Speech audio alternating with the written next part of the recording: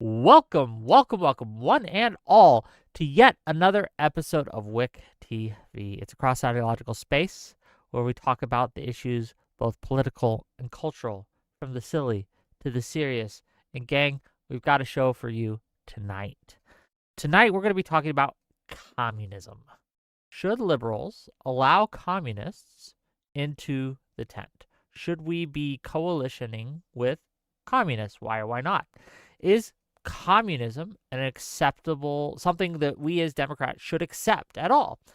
We got some great voices tonight to talk about it, and we got some great people to talk about it with. We're going to hand the mic over first to Mr. Kraut, and then we will get to his opponent, Charski. Kraut, go ahead. Give us your opening thoughts, please. Hello. I am a liberal who thinks that Marxists cannot be part of, well, not Marxists, that communists cannot be part of a liberal coalition because they are inherently, well, they always reject democracy. They have historically always betrayed any coalition partners. And I believe that the way they approach politics is always inherently totalitarian and always results in totalitarian regimes. By the way, this is my first debate in years. So please excuse me if you have scribbling in the background, because I read in preparation to this that it's a good idea to take notes when people talk and of what you yourself say. So that's basically it. I'm handing over to Mr. Charski. Charski, go ahead. Sure. Yeah, I'm a communist myself, so I disagree with the characterization of communism given there, but I'm sure we'll get into that.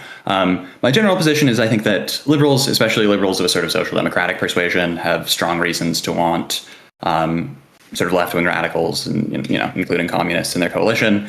There's sort of three-ish reasons that I think are important. Well, I guess four, but firstly, I think that there's good evidence that historically, when you have active communist movements, that's at least one mechanism that's often led to the sort of social democratic reforms that a lot of liberals are interested in. And there's, I think, some pretty good empirical evidence for this. There's a good paper by Acemoglu and Robinson that discusses how threats of radicalism lead to elite concessions in a way that I find pretty compelling. And we can get into that empirical debate.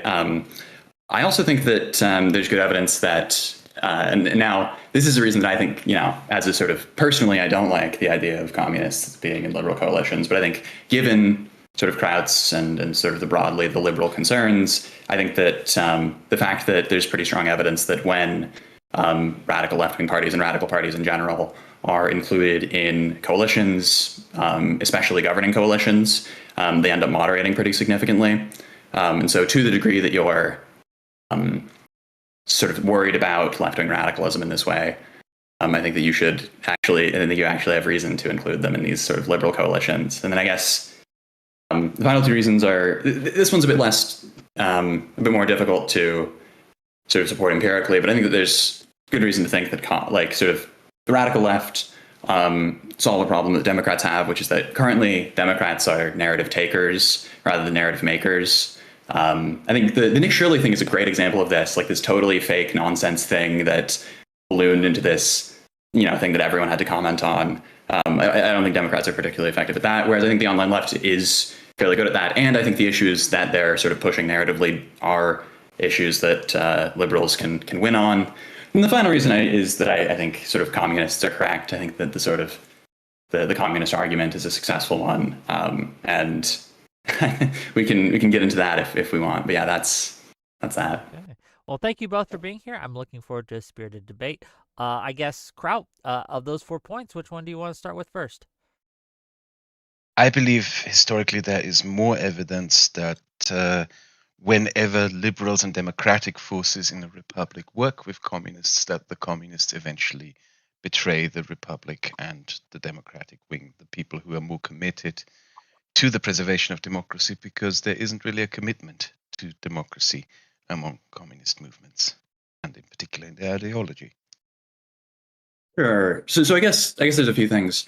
One is that it seems like this is only going to be an issue if you think that there is a real deal threat of genuine communist sort of takeover or seizure of political power, which I just think there's basically no reason to think that that's true in the U.S. or in anywhere in Europe right now. So it seems like this is maybe an argument for sort of not coalitioning with socialists at a point where they have more political power. But as things stand, it seems like Communists, not or, yeah, socialists. sorry, communists. Sorry, yeah, I use the terms interchangeably because Marx did, but I recognize that's a sort of heterodox way to use those terms. But yeah, I think there's maybe you disagree, but it seems like there's basically zero risk of genuine communist political seizure of power in the near future. So your argument boils down to basically we are so weak that you don't have to be afraid of us in that. Not Is that quite. Just that the central fear you have, right, seems like a fear that we don't have reason to think is reasonable, right? That like It's not as much a theory as it is just a recollection of what happened in the past, really, in particular in the history of Central Europe. So in that regard, more or less. Sure. I guess, do you disagree that there's basically no threat posed by communists right now in terms of like real deal democratic backsliding because communists seize In the power? United States? Well, yeah, I think, anywhere in Europe, I think the biggest threat that people in the more radical left, in particular around social media figures like Hassan Piker pose, is that they make Democrats unpalatable and unelectable in the next coming rounds of American elections. If they Okay. get to be the kingmakers or get to decide who gets to run or not, I think, or if the association with figures like him becomes too strong, because, yeah, that's basically Sure. my story. I guess there's a few things. One is that it seems like we're now dropping the idea that there's this genuine risk of betrayal of democratic values because, like, at this point, I don't know what. Well, sure, That's always there. Sure, there's always risk in the sense that it's like a possible problem. But do you really think that this is like the sort of risk that we should weigh super strongly? Because, like I don't know, what portion of the U.S. do you think? Of course, always, all the time. One should never just take what one has in terms of like liberal democratic rights and freedoms for granted.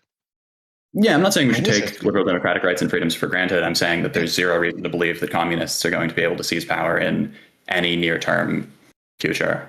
But you're setting this up as like the extreme ultimate result is the only outcome. While the outcome that liberals in particular on social media are dealing with right now is just the continuous non-stop barrage of bile, basically, right? And we are continuously also experiencing subversion tactics where we continuously have to face communist creators and influencers who moderate their views at first deliberately to get into our spaces and then try to carve out a chunk and slowly radicalize them like boiling a frog. But we recognize these are distinct arguments, right? I'm happy to talk about either of them. But the first argument you gave was that the sort of history of communism shows that they can't be trusted as coalition partners because they, when they have power, use that power to sort of erode liberal norms and stuff. But that's a distinct argument from the idea that that communists have this sort of deleterious effect on the sort of internal movement politics. And I'm asking if you're dropping that first claim or if you're willing to defend. I think like the primary example I would take is how the communists seized power in Czechoslovakia. They created what was called, they made a deal with the liberal opposition parties, with the Liberal Democratic, the Social Democratic, and the Conservative parties, to make a united front government where everyone had to work together. They deliberately moderated their views, said that they were adherents to the principles of the liberal Czechoslovak Republic as created by Masaryk, Tomáš Masaryk. And as soon as they had control over government ministries, in particular the Ministry of Internal Affairs, they first thing they did was fire all the police officers, then hire communist activists as security forces and did a coup. And then after the coup, they murdered everyone. Right. So that's what they got for working for. And this is a thing that basically, not in the exact same way, but in similar ways, repeated itself throughout much of Europe. In Romania, in Bulgaria, in Hungary, in Poland, where they moderate their views, they present themselves as functioning coalition partners against a common threat, and as soon as they're able to, they ram the knife into the backs of those who they claim to work with. Sure. So, again, do you really think that there's anywhere near the threat of like communist coup posed by No, allowing I communists said that into before. I think the biggest threat that communists pose, in particular to democratic candidates in the United States, is that you make them unpalatable to the general public, because I do not believe that you are as popular as you may think among the general US public. No, I agree that communism is like pretty radically unpopular at the moment. But the problem Good. is, so I feel like I'm repeating myself here, but what I'm asking is, are you dropping this first argument, which is that the central reason why we shouldn't allow communists into the liberal coalition is because there's this risk of communist coup, right? Not just communist coup. It's not just communist coup. It's also the risk of you undermining who we are. Yes, we never have genuine. Look, both of you, because I think you're talking past each other. As I understand it, Charski's identifying two arguments. One, that there will be a communist coup of some sort, and two, the lesser argument, or the lesser threat, is that communists such as Hassan Piker and otherwise will bring down the Democratic ticket.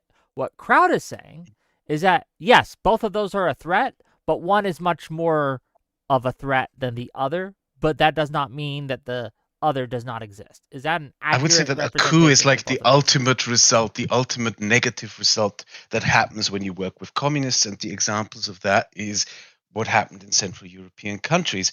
The foundation of my argument is, if you are someone who is committed to liberal democracy, to the process of democracy, be it you are a conservative or a liberal centrist or a social democrat, you can never trust a communist to work with you genuinely in good faith, because they do not believe in democracy. They do not believe in upholding rule of law.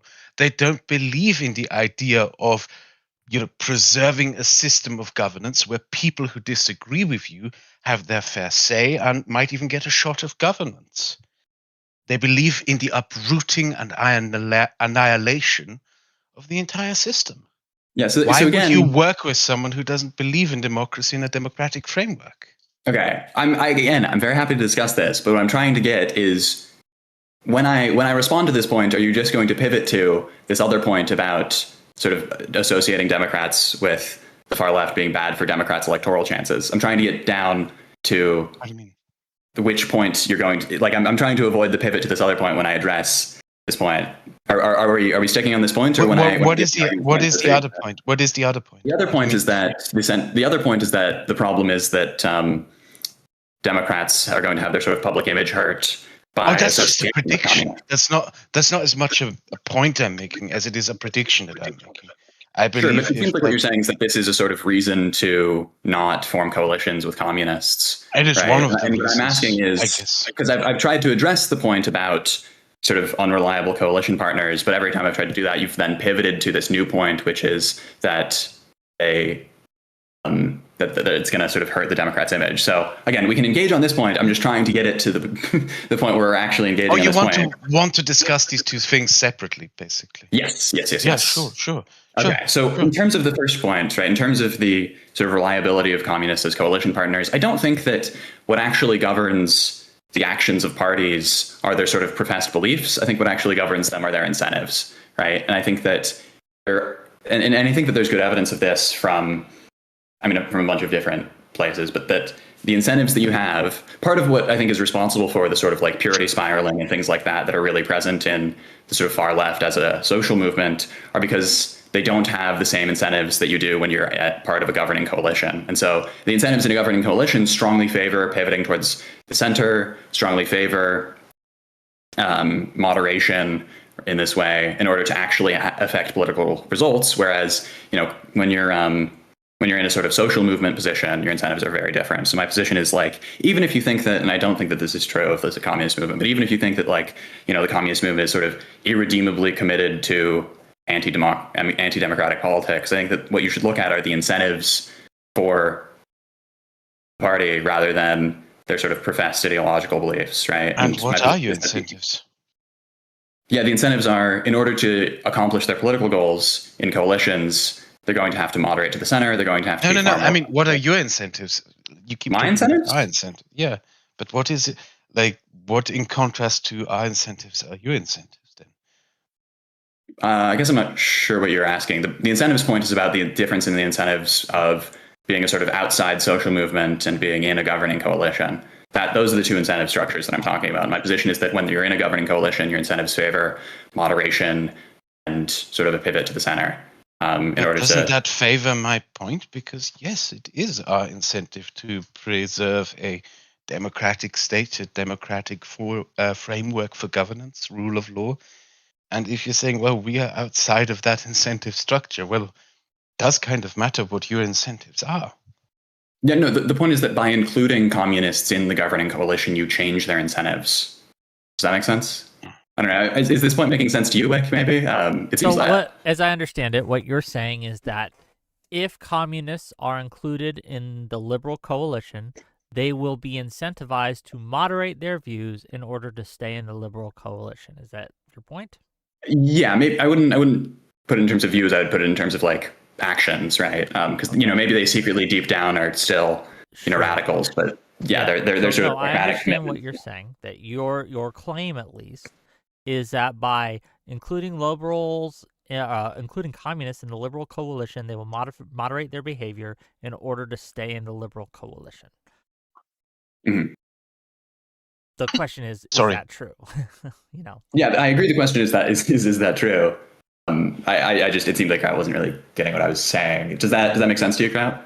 No, it's fine. Like, please take your time. I'll go have a smoke and I'll just listen to you rephrase the argument.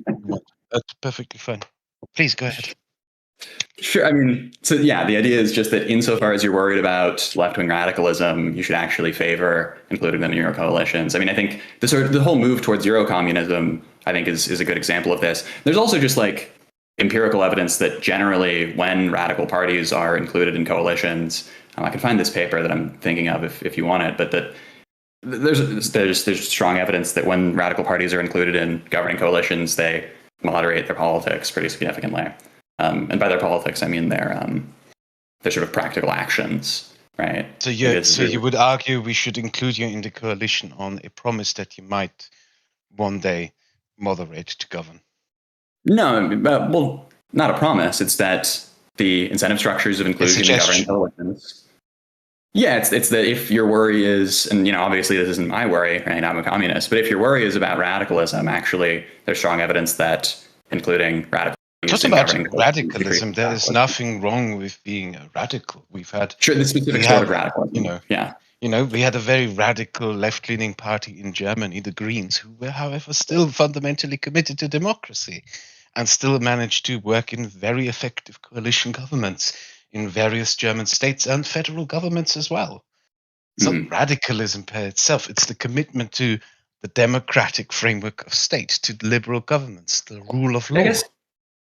If you think that this is like this sort of straightforward, like just sort of an entailment relation where like when you're a communist and in government, you abandon liberal democratic norms. I guess I'm not sure how you explain stuff like the French Communist Party not abolishing liberal democracy in France or the Italian Communist Party, various points they've been in governing coalitions, right? Like the move. They didn't have the majorities to do so. They didn't have the majorities necessary to do so.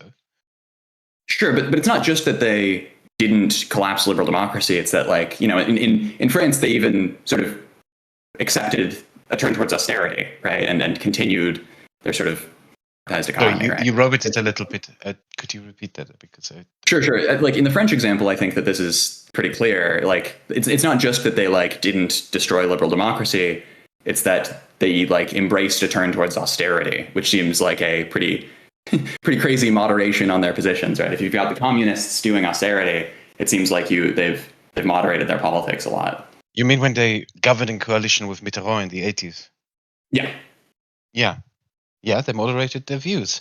They were a minority party that Mitterrand brought in to govern with them in a coalition government, but they didn't force themselves on the Socialist Party of France, did they? Who didn't force themselves on the socialist? Well, the communists. They didn't. They accepted the offer to go into a coalition government, right?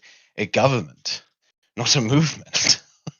The thing that we are seeing right now, mostly, when they entered the coalition, hold on, one at a time. Let Kraut finish, and then you can respond, Charski. I promise. Go ahead. Yeah, my bad.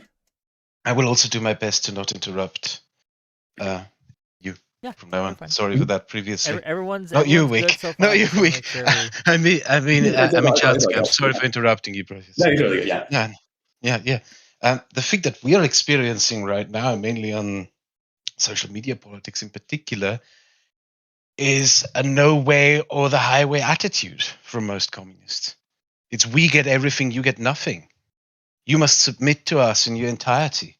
You must submit or be annihilated. It's not like there is any sort of deal making going on.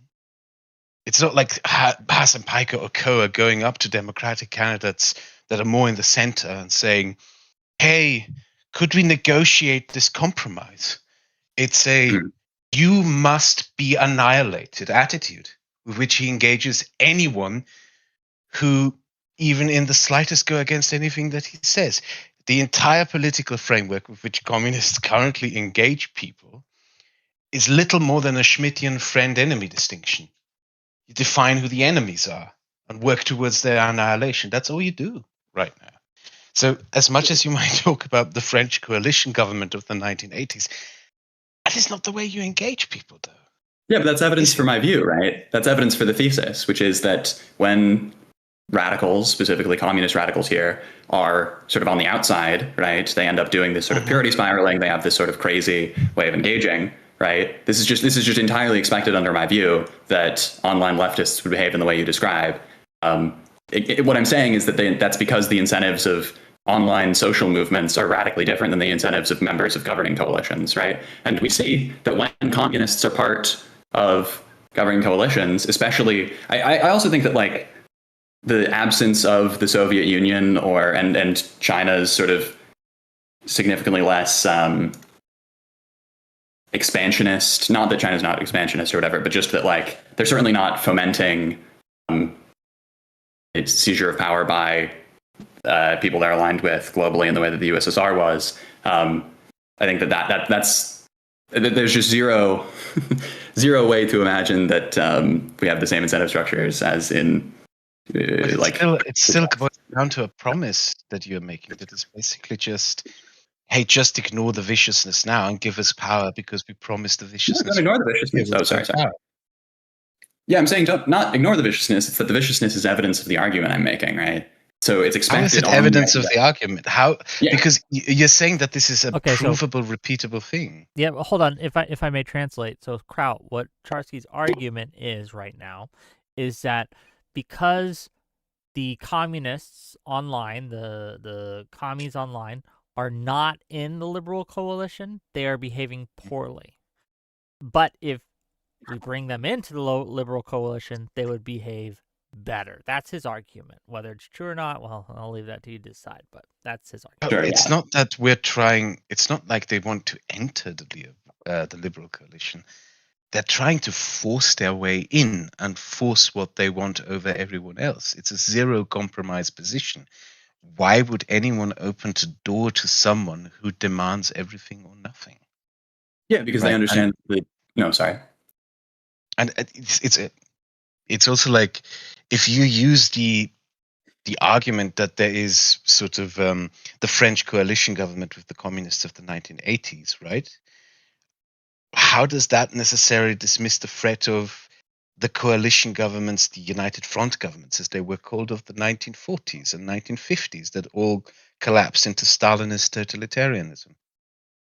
It both are viable outcomes. There is the outcome that the Communist Party may enter government and moderate itself, like the French communists did, which, by the way, I think one thing that is worth noting on the French communists in the 1980s, isn't that the time period when a lot of them also became disillusioned with communism itself?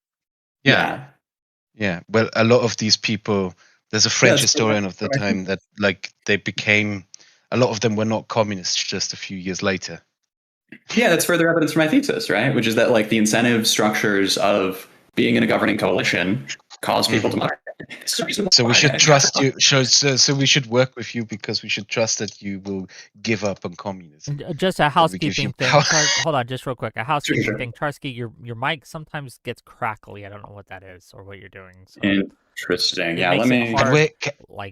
Can we agree that when the microphone, because I noticed this before, when it crackers or robots, as I put it, that he just gets the privilege of repeating himself. Yeah, of So that course, everyone but yeah, I'm just let's explaining why agree. sometimes Yeah, sure. you're interrupting him is because you think he's done because his mic is fading out and we can't hear it.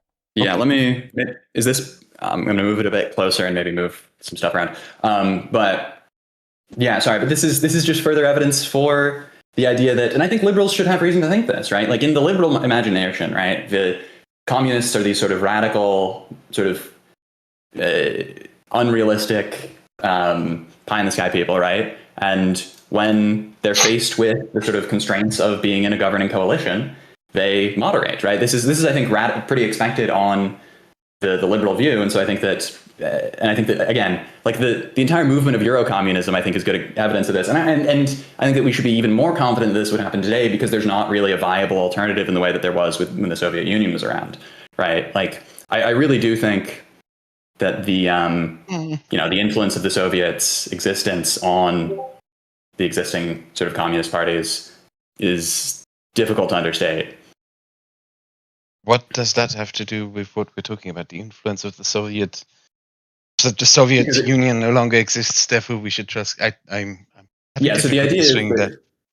Yeah, the idea is that when you have a sort of an alternative that's sort of on the world stage pushing for expansion, right? It's a lot. There's stronger incentives to maintain your radical or your sort of dissident position because you have this sort of active resistance and you're part of this broader global axis. Whereas if you're sort of in the capitalist world system today, there's not this real.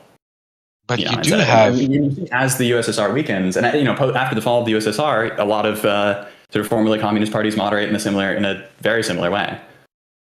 Now that ignores the fact that, especially the example you gave, the French Communist Party disassociated itself from the Soviet Union after the Soviet invasion of Czechoslovakia in 1968, which began the gradual process of dissolution that continued throughout the 1970s and 1980s. Sure, I agree that it's not dependent on the Soviet Union. Yeah, I agree that it's not what explains the French example. My position is just that it's a further reason to think that communists are more likely to moderate in this way. We shouldn't be scared of you because there is no Soviet Union. We shouldn't take you like there is something very. I like how you use the word liberal imagination because what happened in most of Central Europe in the 1940s and 50s isn't an imagination; it is a fact. But if I can counter that with in liberal principle, we do believe that one should be upfront and honest with what one believes, that one should sincerely state one's position in political debate and discussion. And what you're arguing for is a sort of a cynical approach. Don't you think so? That you're advocating, you're defending the sort of inherent dishonesty of a movement that just, we are radical now, but you can trust us with not being radical once we're in power. I don't think it's about trusting individuals. It's about noticing the sort of reliable patterns of the way that these incentive structures. If you're only radical now with the intention of Kraut, you gotta let him finish his thought before you. Did I crackle again or? Go ahead. No. I interrupted you. I was rude. Sure. Yeah, it's just again, you keep framing this as like we need to trust the individuals, right? But again, I don't think that what sort of causes the behavior of parties in coalitions is the sort of individual opinions of the party elite. It's the incentive structure that they're presented with, right? Like they can be as radical as they want. I know. If the only way they get their sort of goals accomplished is through entering this coalition and moderating their actions, then that's what they're going to do. I know you're a historical materialist. You believe the incentive structures are others, but I genuinely believe that people act on behalf of what they believe. That it is what our beliefs are that drives us. Yeah, I just think we can't really explain the regularities with which people, when presented with the identical incentives, behave very similarly, right? Like if it was just this sort of a-causal belief structure, right? I think that we wouldn't expect these regularities. Don't you? Do you know who Czesław Miłosz was? Not in depth, but vaguely. Yeah. So he was a former Polish communist and dissident he wrote one of the big, most effective critiques of this attitude, this idea of boiling history down to processes of material structures that go into contradiction, and therefore they can be used as a means to analyze all politics. And his basic criticism of it was that it was, how do I put this, an oversimplification. When you do this thing where you say, oh, you just follow material incentive structures or other incentive structures, the attributing of it to material causes is like a mask that you place on others, rather than going into, hey, why do you believe this? What are the underlying moral beliefs, the assumptions about ethics? What is it that you believe in?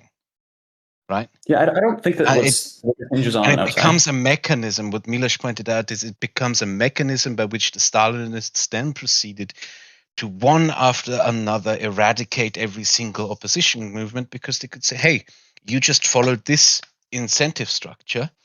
The theory demands and explains that you follow this incentive structure, so we can get rid of you.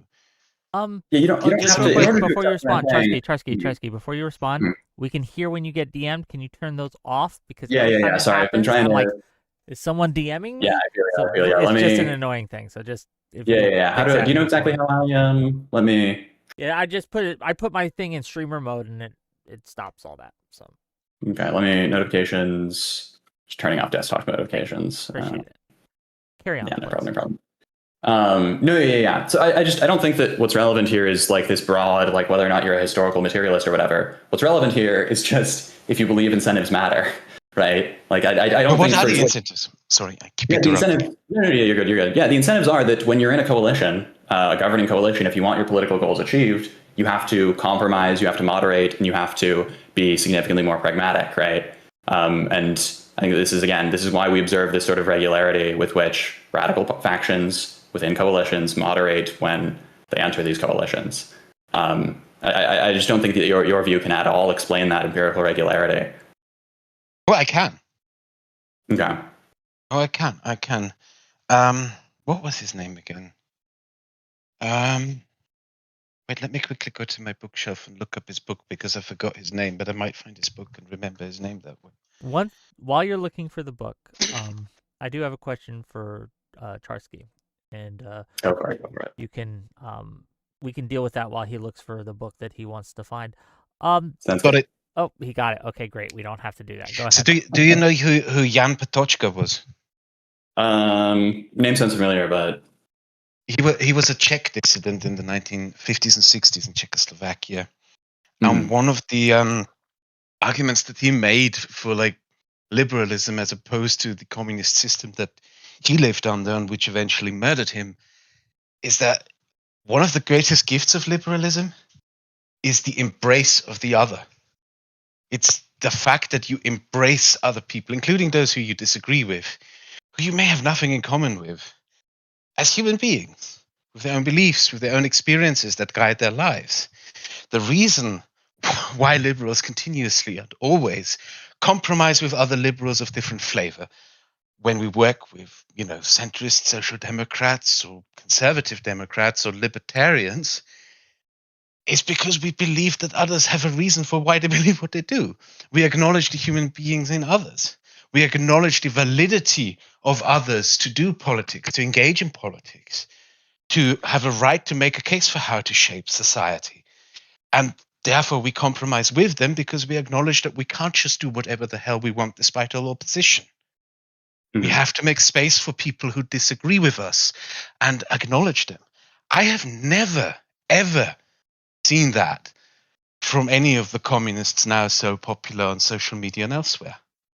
Yeah, but the point is that that's evidence for my view, right? Also, I just want to be clear. So what just happened is I cited this empirical regularity, and I said, your view can't explain this, right? And your response to this was, okay, but what about the liberal attitude towards the ontological other, right? The point is that there is this empirical regularity among liberals and illiberals, right? Including communist parties, that when you enter coalitions, you have to moderate your views, at least insofar as they're expressed in your sort of political action, right? And so this is just this empirical fact, widely accepted in political scientists that study this sort of thing. There's lots of empirical evidence for this. Can I ask? Real quick though?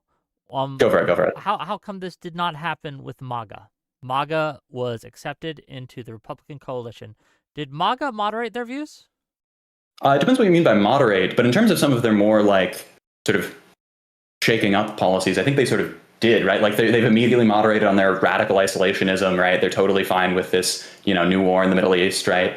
They're totally fine with like MAGA, especially the far end of MAGA, wanted like, millions of deportations a day, right? They wanted these crazy things, but they're in the coalition now, right? And there's not, horrific things are happening with immigration, of course, but the fact that they're still in the coalition and that they're still sort of pushing near the edges where they can is further evidence for this view, right? I disagree heavily with this. I think that MAGA has radicalized, doubled down, and become more insane.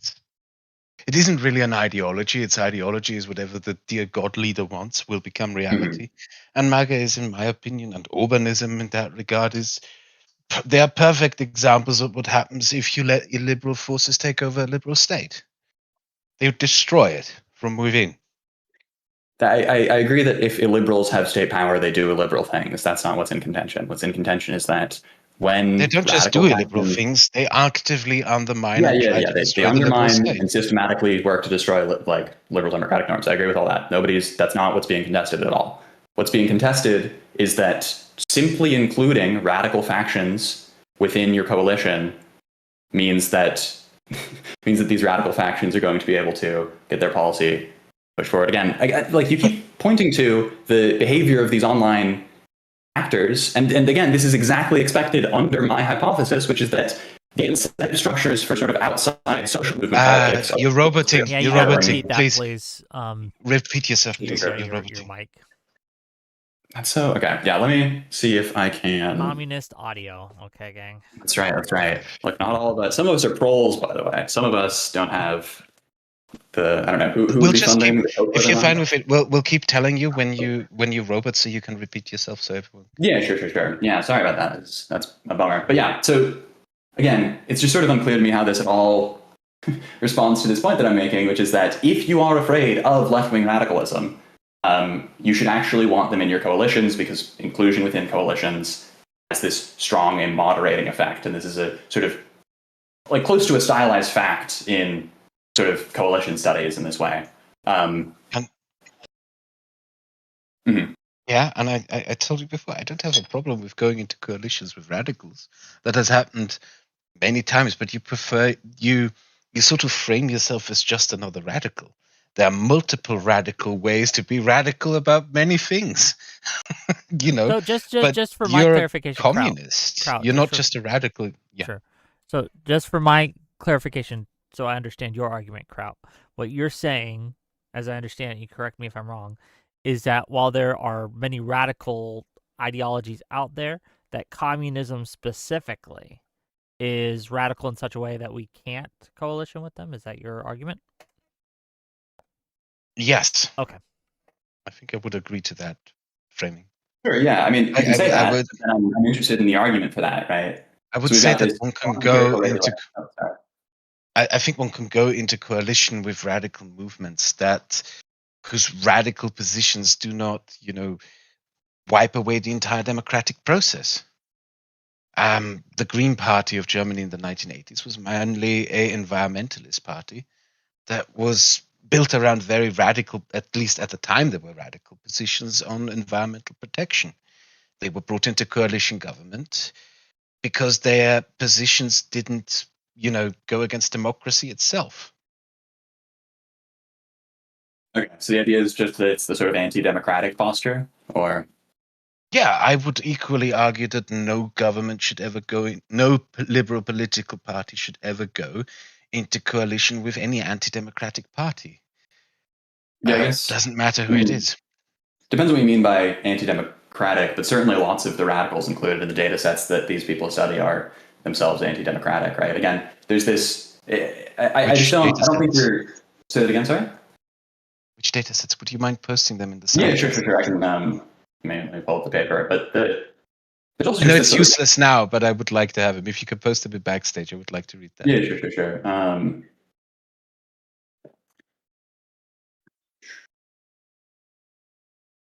If you want, you can DM it to me and I can show it on the screen, one of the two.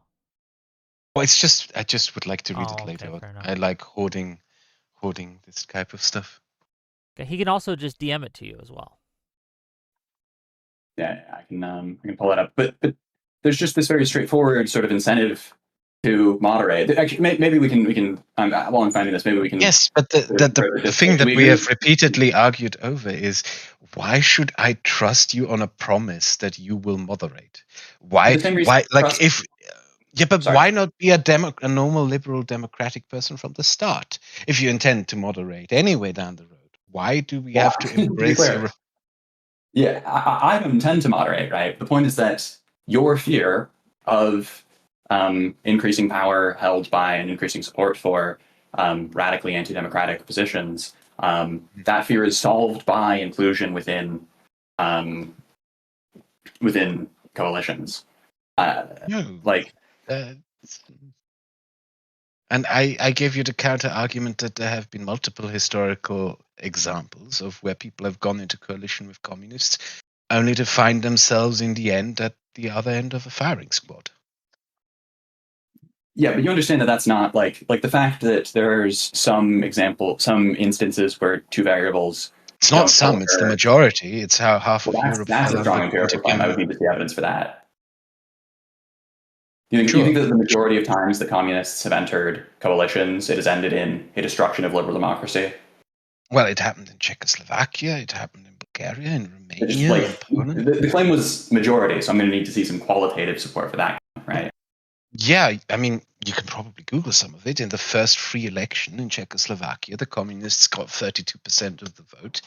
They were the main coalition partner that went into governance in a united front government with the Liberal National Social Party, with the Social Democrats, and the Czech Christian Conservative Party. And what the communists did was hoard power. They took over the Ministry of Internal Affairs, fired all police officers, hired I think it was 12,000, 17,000 communist activists to form a new secret police force that then went out and slowly undermined the republic until they seized complete power.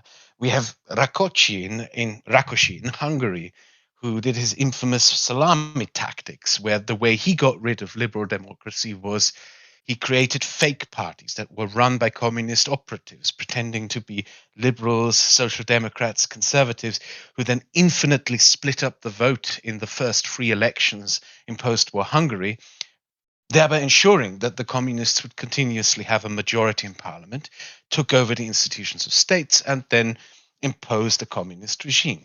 There are historic examples of this where it shows that. No one's contesting that. What's being contested is that there's this sort of strong enough regularity in order to make a causal inference, right? I'm not arguing that there is a law of history. No, I'm not arguing that this is a law of history. That's not what I'm saying. What I'm saying is your argument relies on a causal inference, right? An inference that because that there's a causal effect expressed or exhibited by communists' entrance into coalitions, that causes, right, liberal democratic backsliding and potentially because that is not how I frame historical events. I don't believe that there are historical laws. I'm not saying that just because you worked with communists once or give power to communists once, it will always happen that way. What I am arguing is it should serve as a warning to liberals to the modern day, just as, for example, conservatives should see the seizing of power by the Nazis in 1933 in Germany as a warning to never, ever work with anti-democratic right-wing political forces. I believe the way the communists seized power in Central Europe should also serve as a warning to liberals to very sharply, at the very least, reconsider it before going into working with communists.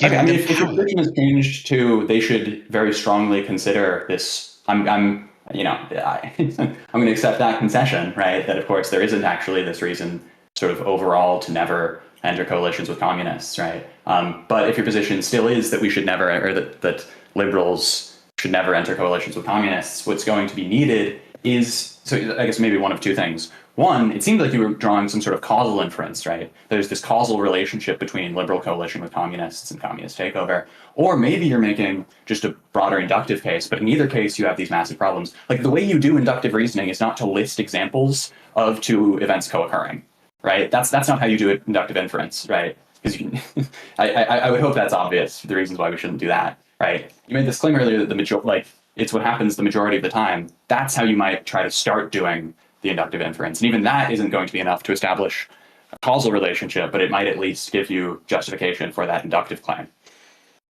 No, I'm not doing any of that. I'm doing like You're not doing any inference? You're not. No, what do you mean you're not doing anything? Let him explain what he's Wait, doing. wait. Kraut, Sure. explain. Go ahead. No, I think I misunderstood our friend. I would like to hear his argument again.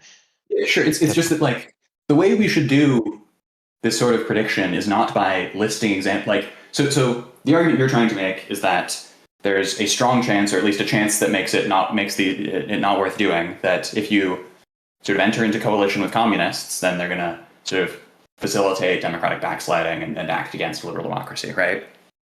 And what I'm saying is the way you justify that claim can't just be listing instances when the two co-occur, right? That's not how we do inductive inference. That's not how we should do any sort of any sort of reasoning, right? Like you can do that for all sorts of crazy variables. What you would want to do is furnish a causal inference that there's some causal though. Hmm? We do that. So, It's the reason we do that, though. It's the reason why we've banned Nazi parties in many European countries, because we do take a historic example and say, well, this experience was too horrific to ever allow it to happen again. And it's been Okay.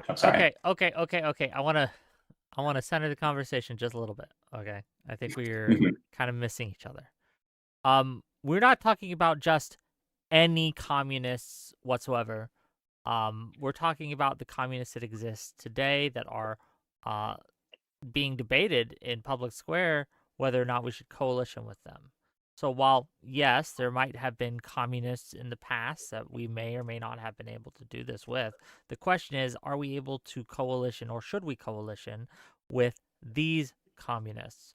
And these communists have said things like they want to infiltrate the Democratic Party and use it as a weapon. Should liberals coalition with people who say that? Why not? I ended by interrupting Kraut, so you can go first if you want, Kraut. No, please, if you want to go, because I've interrupted you so many times, and I'm sorry. No, it's good. You're all good. Yeah. So you please.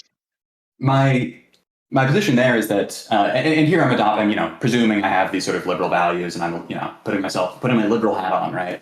I just think that what matters is what you think the causal impact of your decision to enter into coalition with these people is, right? And I think that we have strong reason to believe that the causal impact. We haven't really gotten to the other two reasons I gave, but one thing that you should think that your decision will cause is a moderating of these people's views, because again, I think that, and I think that liberals are very good at, or at least often are able to recognize this, that it's very easy to purity test when you have no power, when your sort of purity testing has zero relationship to your ability to accomplish your political goals because you're not in power. But it's very different once you're in power and you're actually trying to concretely accomplish your political goals in a democratic system, right? The incentive structures there are just so vastly different. And I think that we should think that sort of radicals' behavior when they're outside of, or I guess radicals, communists' behavior when they're outside of these coalitions is mostly a result of the sort of incentive structures that exist in online politics and in sort of social movement circles more generally, rather than some sort of causal relationship between being a communist and this kind of behavior.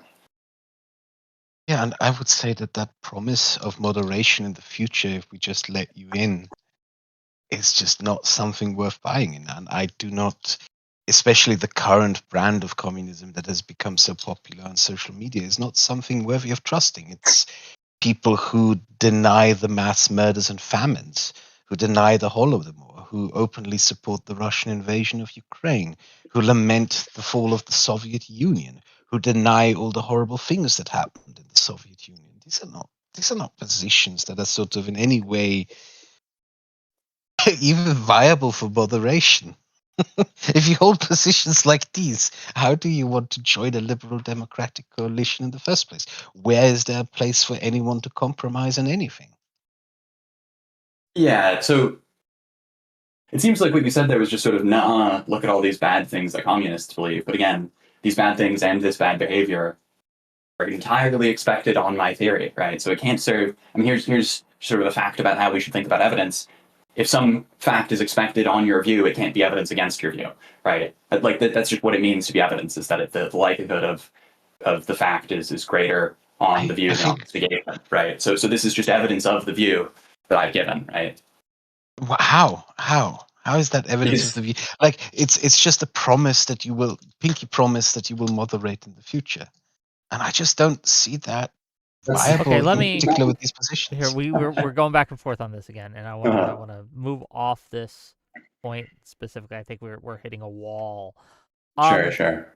Yeah, I guess you mentioned a couple other points, right?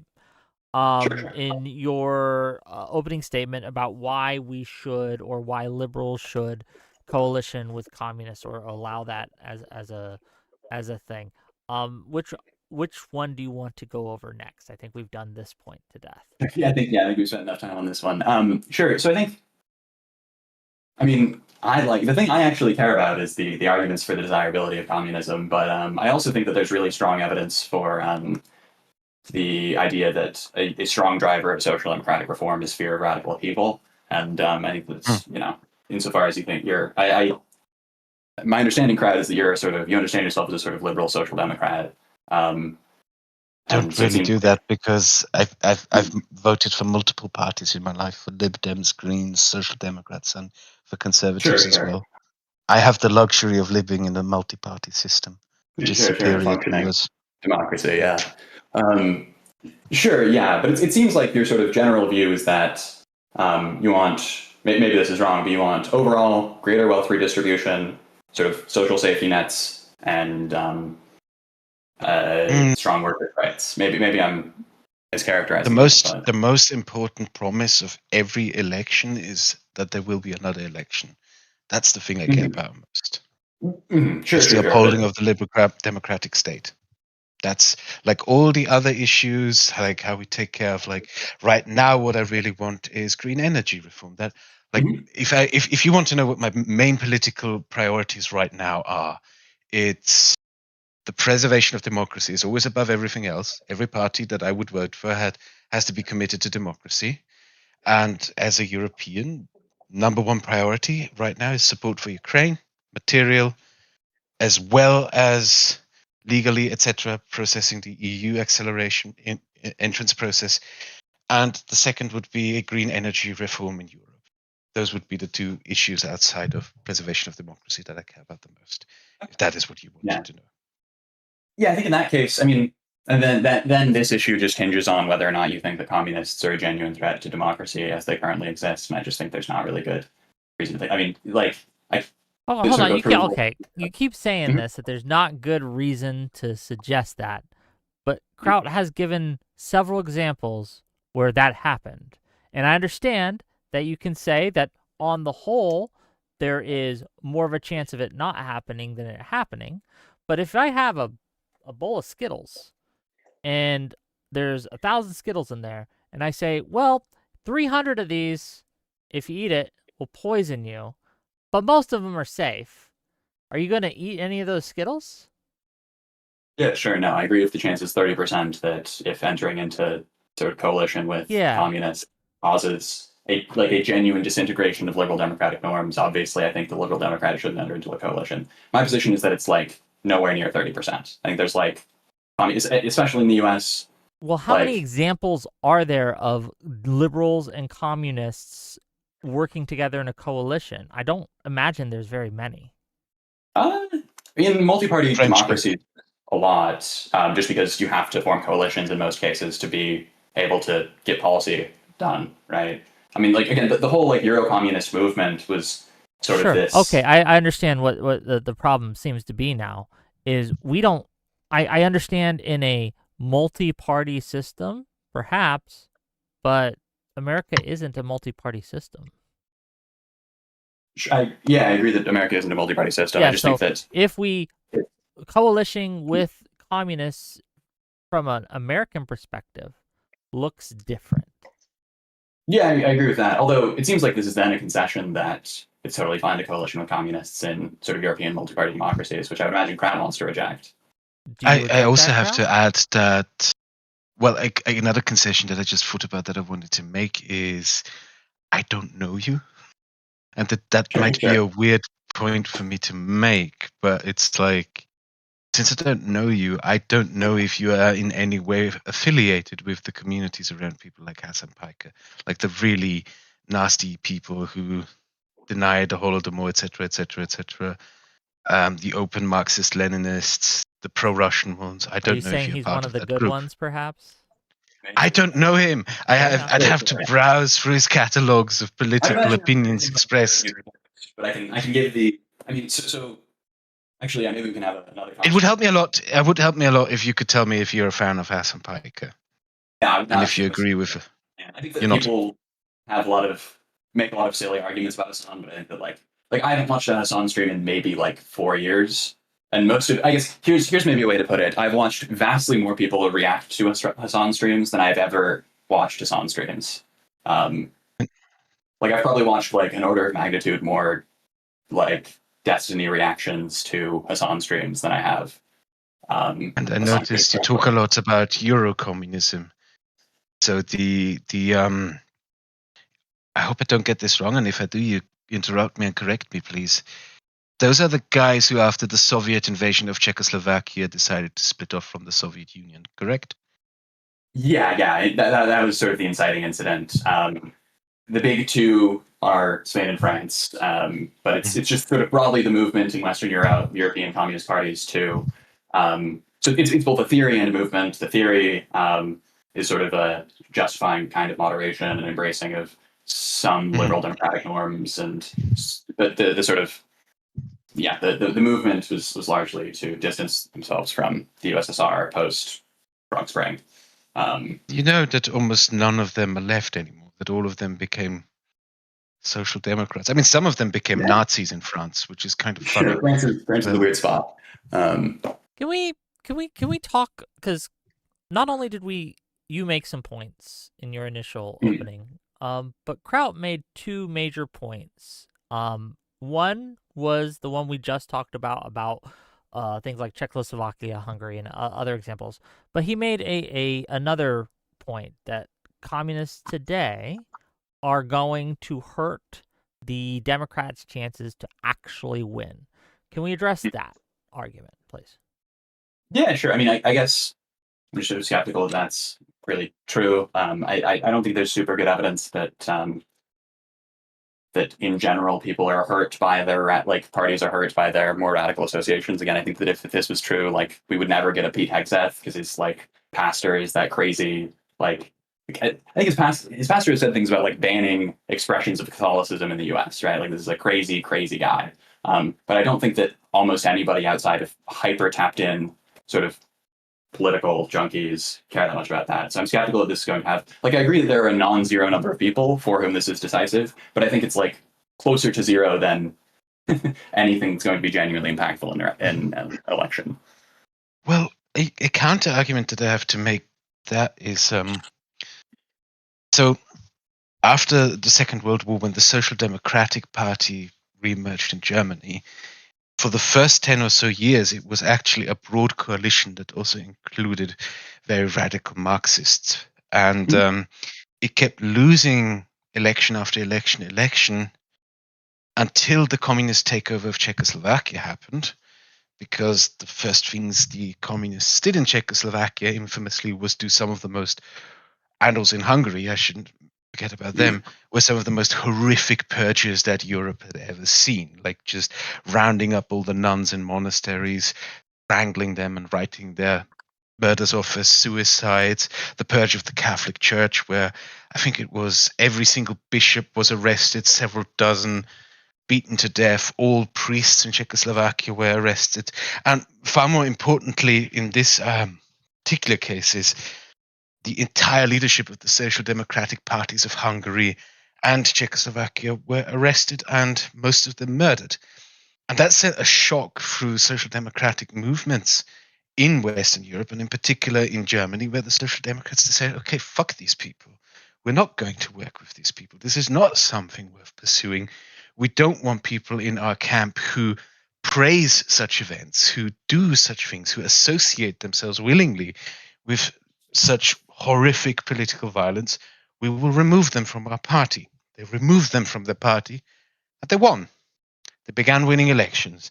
They got into power by removing the extremists, the Marxist element. They governed Germany for almost 20 years, I believe, and golden age of social democracy, of social reforms, some of the most important milestones in modern European history.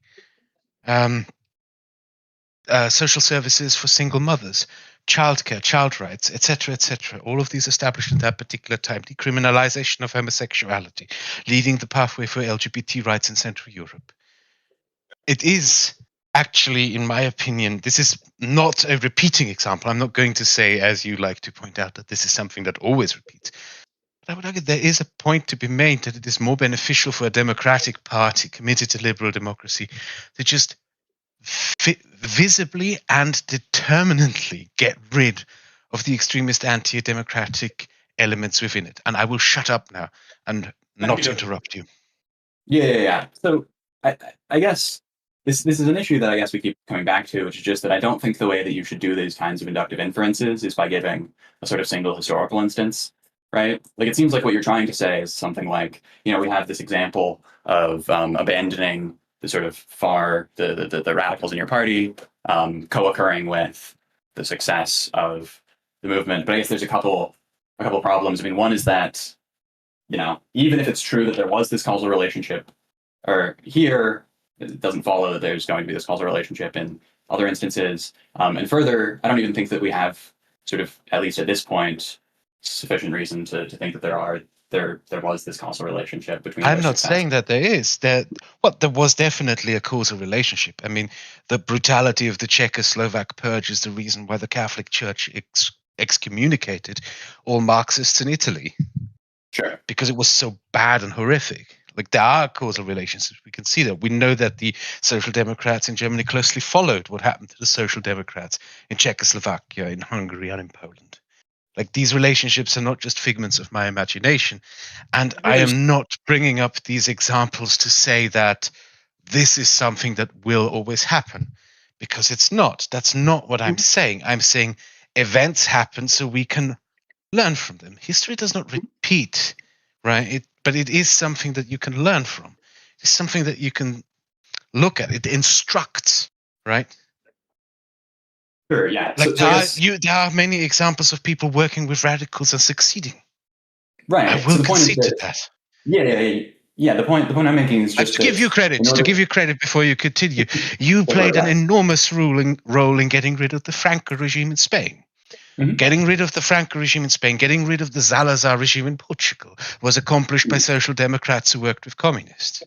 Mm-hmm. Who then came together to build the modern Republic of Portugal, which is far more superior to that decrepit monarchy in Spain. But there are examples that I can acknowledge which are instructive, right? Wouldn't you say that these examples are just as instructive as the examples that I previously gave? Yeah, I agree. But the point is that just leaves us at this sort of wash, right? And I don't think that the way that we should do these kinds of this kind of reasoning is just see who can list more examples of their thing happening, right? I think that we need, in order to make these sorts of inductive inferences, it's not sufficient to just list instances of co-occurrence, right? Like, that's just not how we should do inductive reasoning. If you want, we can shove it all to the side as well. If you want, we can shove it all to the side as well and agree to not use any historical examples or anything like that, or discuss anything like that at all. My position is that we can't use historical examples. My position is that the historical examples are only informative insofar as you can argue that they're evidence for your view, right? That there's sufficient evidence that we should sort of update strongly. If that was the case, then I would have not listed the examples of social democrats and communists working together to end the fascist regimes of Portugal, Spain, and Greece. Sure. All I'm saying is that if you want this to support the point, it's not sufficient to just list instances where the effect, because what you're saying is that there's a strong enough like chance that in coalitioning with communists, you're going to get this kind of crazy democratic backsliding, and also that there's this effect, like sort of it polarizes people and sort of pushes people away from your parties. But the point is that if you want these examples to support that, it's not sufficient to say that this sometimes happens, because no one's disagreeing it sometimes happens, because that's consistent with both of our prescriptions, right? So what there needs to be are either sort of these established empirical causal mechanisms or a more genuinely qualitative or quantitative sort of Sure. Why don't we move inductive off inference, right? for the moment? Why don't we move off the historical examples and talk about the state of America today? Right. Sure. There was a recent poll that was released that shows that the majority of Americans, or at least of those polled, 42% said Democrats need to move more to the center. 24% said that they needed to move more to the left. 18% said they were fine, and the rest were unsure. Right. Does that suggest to you that we should work with communists more and win? Like if a plurality of the people who were polled say that we need to move more to the center, would that not be evidence that moving towards the left would hurt us electorally? I think it's weak evidence. I agree it's evidence, but I think it's weak evidence because I just don't think that people really vote in the way that they say they do, right? Like I think that if this was true, like similar things are true of what people say about the Republican Party, but Trump was able to win, right? One of the this crazy far right freak was able to not just win, but like win historic gains in a bunch of with a bunch of demographics, right? So I agree it's going to be weak evidence. I just think that we can't really make these sort of robust inferences from polling like this, right? Yeah, that. You might have heard me shout, "Fuck!" I dropped the glass. I had to clean up the shards, so I didn't catch everything. I hope you're Something okay. about polls. No, you said something about polls and that a majority of Americans sure. polled to Well, we were moving that off they of- want the yes, I'll- Democratic Party to be more center. I don't really like. The last few elections have really soured me on the quality of American polls, I have to be honest with you. So I'm not entirely sure if that's true. Fair. I believe that the center position is more viable. Like I do this because I believe it, because I reject communism. I believe it's anti-democratic. That's why I want liberals to remain liberal, right? And not embrace communists. But I wouldn't trust polls even if they were Sure, but is that not favoring my position. So your argument now, or at least one of your arguments, is that regardless of the electoral viability, you simply do not want the party changed in such a way that you think these letting communists in would do so, and so even if it might give us a win, you would still keep them out. Is that your argument, Kraut? Yeah, Okay. I would still keep them out. Like I do. Interesting. My political engagement is driven by what I believe and not by what is popular. Sure. Yeah. But it seems like if you, like you said earlier, that your sort of central concern was maintaining sort of liberal democratic norms. I think you'd be crazy to think that communists are a greater threat to liberal democratic norms than Donald Trump. Trump is. Yeah, but go browse social media and who are the communists attacking? Liberals, liberal this, lib shit that. That is what they are fucking obsessing over. There is barely any criticism leveled against right-wing figures in any communist corners of social media. If anything, we liberals are equated to them. And I think... So go ahead, finish your point, Kraut. No, I've interrupted him so much he has a right to interrupt You're me. all interrupting each other. It's all good. Yeah, please go ahead. Sure. So I don't think that it's true that there's like barely any criticism for the right from the online left. I think that the online left is been very vocal about things like ICE detention, and I agree that there's some people who say and plus the Democrats would be doing the same thing. It's all bad, but I think that that serves as a critique of that sort of assumes that you think that the right are terrible and worth fighting, because the point is supposed to be that they're bad in the same way. So that in and of itself is a criticism of the right. But also I think that this is just again not a function of something fundamental about the sorts of people who are communists right now, or if communism is an ideology. It's just the sort of the politics of being a social movement on the outside of any coalition, right? That like the incentive structures there are, especially online, are for attacking the in-group because that's what's going to get clicks and attention and stuff. And also I think there's this sort of further point, which is that communists think that Democrats are more likely to be receptive to these sorts of receptive. I do not. No, I'm sorry. I completely reject this argument that this is about making us more receptive to things. No, sorry. That goes straight out of the window. Like, I maybe you're just not unfamiliar with how these people behave, but like after getting fucking swatted by these people, no, this is not about making me more receptive. The way that communists engage liberals is about making them go away, not about making them be more receptive. There are some cases where it's like that, right? But my point is that, like, for the same reason that somebody like Fuentes spends most of his time signaling Trump, like that's the sort of same structure. Like it's just sort of a feature of radical politics that you're going to. Well, I think there's sort of two explanations. One yes, is sort of, and it is a warning to these movements to exactly be suspicious of people like that. Like the people who should be studying the rise of the Nazis in Germany the most, and the rise of Mussolini in Italy the most, are not leftists, they're conservatives, because it's them who cooperated with the Nazis and the fascists and thereby destroyed democracy and brought them to power. And in the same vein, the people who should be studying the communist takeovers of Central European countries like Czechoslovakia, Hungary, and Poland the most are liberals and people in the center-left, because it was they who went into coalition with them and thereby destroyed the republic and empowered communist tyranny. Yeah, here I'm just going to, I guess, repeat myself, which is just that if the only reason you think that communists shouldn't enter coalition... Just because Mr. Fuentes, Senor Fuentes, likes to consistently go after and harass MAGA people with his fascist antics, that doesn't, like, this is an even stronger case for what I'm saying. It's even more of a case for why conservatives have to reject people like Fuentes, should reject people like Fuentes, and should reject MAGA. And it's a case for why liberals and social democrats as well, mind you, should reject communists.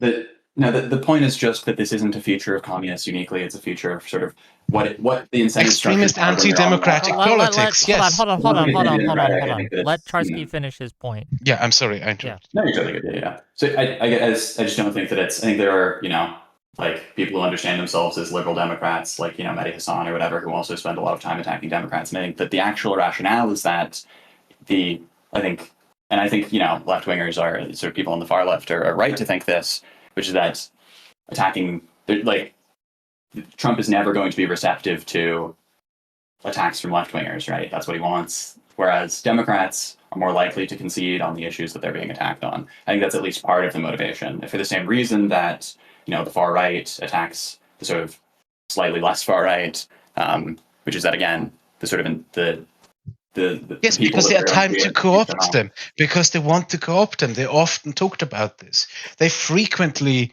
Like, I know that Fuentes in particular often talked about the fact that he wanted his movement to become the new conservatism, to replace the conservatives. It's not about building bridges, cooperation, or anything like that. These tactics are fundamentally anti-democratic tactics of subversion to get your opponent to submit. To want to change the sort of governing ideology of party, right? Like, I guess, for example, do you think that the DSA is like structurally anti-democratic because their ideal? I am. I'm absolutely. They can go to hell and burn. As long as the DSA doesn't recant its statement supporting the Russian invasion of Ukraine, they can fucking burn. They're an anti-democratic movement. Well, wait, that's not. I don't think you want to say that, like, sort of having objectionable foreign policy takes means that you're an anti-democratic movement, right? It's not just an objectionable foreign policy case. It is a war in which a dictatorship is trying to destroy a democracy. So for anyone committed to democracy, this isn't just a foreign policy thing. It's a defense of democracy thing. Sure. So you think that, like, if you, in any instance, are sort of conditionally supportive of... And again, I think that there's more ambivalence in the DSA about Ukraine than... In fact, I think there was a... I think that what you're interpreting as support of Russia is more just a sort of general anti-intervention. Ambivalence is for the bedroom, not for politics. Well, hold on. I If- don't Hold on, think hold on. that's The true. ambivalence is never okay for the bedroom either. It's got to be passionate, hot, and ready. And sorry, just go ahead. Yeah. Interesting. Yeah, I mean, we don't have to go into sort of internal debate about the sort of internal politics of the DSA, but I don't think that there's this like overwhelming support for Russia. I think that it's there's a it's small very minority. sly. Like, you're very sly about it. I noticed that. Like, you never openly say that you're pro-Russia like the MAGA people do. You just always go like, oh, isn't it sad that the Soviet Union had gone? Oh, let's repeat what Putin says. Oh, let's attack the allies of Ukraine. Like, you're very sly about it, very smart about it, I think that you're poking it. I think that in order if the explanation you're giving for this, I just think there's not much support. Like I think that this is consistent with just being sort of broadly anti-interventionist and also. Well, who's being well, interventionist in Ukraine? Right. Who is intervening in Ukraine? If you want to replace the word interventionist with like sort of active in international politics, like international relations and stuff like that, you can replace it. My point is just that there's this general. I'm sort sorry, of I'm getting heated. I should Really, probably take a minute to calm down. I care a lot about this issue. Yeah, I'm sorry if I threw things at you that were not okay. The idea is that there's this like secret support for Russia. You're roboting. Yeah, You're roboting. again, Please man. repeat You gotta- yourself. you got to repeat it. Sure. So I think that if the idea is that there's this secret support for Russia, I think that their behavior doesn't make a lot of sense. I think that it makes a lot more sense if they're just sort of broadly against American support for, like sending arms to people internationally. And if they're like sort of anti-war in a way that I think it's totally, I assume your position is that they're not genuinely anti-war in the sense that their politics would lead to less war. But I think they are motivated by an opposition to war. I think you should just think that they're mistaken about what genuinely would sort of decrease war. But that's, I think we've gone sort of far from the point. But, that is distant from reality. That is no longer the case. Americans stopped delivering arms to Ukraine the moment Trump became president. Ukraine no longer receives American arms. Adding to that, Ukraine is now an arms exporter. Yeah, because they have militarized their economy. So to say that this is about opposing shipping arms to other countries, etc., that what do you mean by this? Like, what's the statement you think is like insanely objectionable? It's a principled anti-interventionalism. I hope I quote this correctly. That is opposed to delivering American arms abroad. And I pointed out to you, you are no longer sending arms to Ukraine. Sure. If the goal is purely an anti-interventionalism that opposes American involvement, there is nothing left for you to oppose in Ukraine. Sure. So I guess there's a few things. One, I guess I want to get clear on what you think, like the DSA statement that is like sort of real, like only explainable through this sort of secret allegiance to Russia. And two is that I have never said that there was a secret allegiance to Russia. Okay, that's what I understood you to have said. So maybe I misunderstood. Are we talking about the anti-NATO statements that DSA has made? Because DSA has opposed officially. I agree. If I may, DSA has officially condemned the Russian invasion in 2022. That is a statement, right, and blamed the Americans. But yes, that is what they say. They say what caused this was NATO expansion. Is that what you're referring to, Kraut? No, it's not just that. Called for an end to all arms deliveries to Ukraine, an end to all material support to Ukraine. Basically, roll out the red carpet for the Russians. Let the Russians do whatever the hell they want in Ukraine, and we just don't do anything for Ukraine. It's just a failure to differentiate between what you what you think is an inaccurate sort of appraisal of the situation and a genuine principled opposition, right? So there's nothing principled about it. Okay, I just I don't know exactly. What do you call it? Denying support to Ukraine when it was invaded? Do you think there's anything principled about it? By principled, I mean I don't. This is just. I'm not trying to like normatively load principled. All I mean there is just that it's a result of genuine wanting to see the war stop. And you can say they're radically mistaken about this, right? I assume that's your position, but I think that you need to give a further argument for why not only are they radically mistaken, right, that this is enough to sort of infer that they are themselves radically anti-democratic. Right? There are many ways a war can stop. There are two ways this war can stop. There's a way that Russia gets kicked out of Ukraine, and there's a way that Russia occupies Ukraine and purges the society. And which one of these is more likely with what the DSA demands?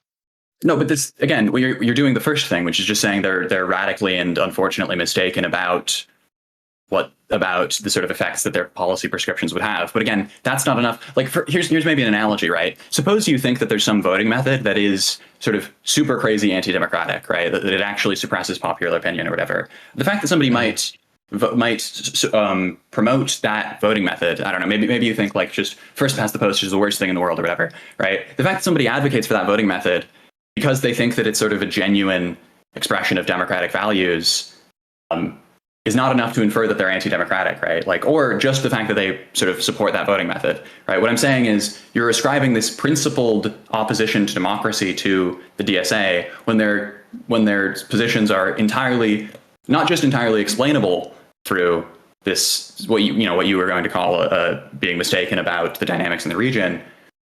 It's also I'm not following the comparison. I'm not following the comparison of seeing a war, an invasion of a country, as comparable to sort of he's saying voting system. Are you familiar with the concept of an analogy, right? Like if I say yes, I am, but I don't see how a first past how opposition to a first past the vote voting system is analogous in any conceivable way to an invasion of a country. You don't know what an analogy is. Okay, I'm going to translate. So what Charski is saying here, what he's arguing here, is that there is people who honestly think that it's pro-democracy to be first past the post. He is saying that they're mistaken, right? That's the implication of what he's saying, that even though they believe a thing, they believe in a mistaken thing. And he is equating that to the DSA and saying they are sincere in their belief, but they are mistaken in their belief. And so they sincerely believe, right, in anti-interventionists. They sincerely aren't pro-Putin in Russia, even though they are mistaken in what they're advocating for. Did I get that right, Charski? Did I translate it correctly? Yeah. Okay. Does that make sense now? Well, Kraut? But I can derive from that is like, if they are mistaken, why do you defend their position then? If the conclusions they come to, if the conclusions they come to leads to this negative outcome, so you're not defending them.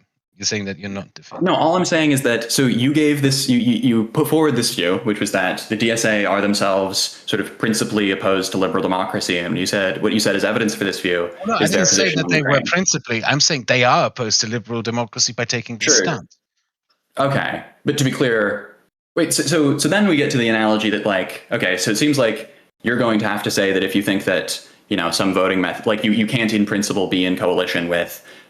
Suppose you think that first past the post is radically anti-democratic. I don't know if you think that, but if you did think that, you would think that you can't be in coalition with anyone who supports first past the post. Let me try to translate the other direction. Charski, if someone really truly believed in their heart of hearts that beating children, right, help those children grow up better, stronger, and led to better outcomes, right? Do you think it would be appropriate to coalition with them, even though what they are doing and what they're advocating for is kind of fucking horrific, but they have good intentions, so it's cool? I don't think the intentions are necessarily good. Like, if you are advocating for something that has pretty bad fucking outcomes, it's probably more in line to reconsider your beliefs. Well, I do want my question answered. Sure. Yeah. So I agree in that case, but the only point that I agree in that case, obviously you shouldn't coalition with them, but that's what Kraut is equating this to, right? Yeah, no, but the point is that what we should be evaluating then is the actual, and the reason why I think it would be inappropriate to coalition with this person is because they would likely sort of push their politics in this way that's really objectionable, right? But if I thought that them being in the coalition would cause, right, but then you have to give that argument, right? We agree, and Kraut has entirely failed to give such an argument, right? What Kraut has done is point to is sort of a plural of anecdotes, right? But these anecdotes do matter. These anecdotes do matter. Well, I agree. We moved on for the historical examples, but if you want, we can go over them again. Yeah, the point is just that giving some historical, I assume you guys are opposed to this. One of my dad's best friends growing up was a Hungarian man. In a conversation in a pub in 1953, I think it was 1953, they were talking about the war, and he made an offhand remark that it's good that the British kept fighting in 1940. Someone reported him to the secret police. He was dragged off to a dungeon, and they tore out his fingernails with pliers until he confessed to being a British spy, and he was sent to a labor camp. And these are not anecdotes. Like you commies do this thing very frequently when one lists the examples of how communists, brutalized, terrorized societies, ended republics, etc., etc. These are not just mere anecdotes. These are things that happened. These are people who were murdered.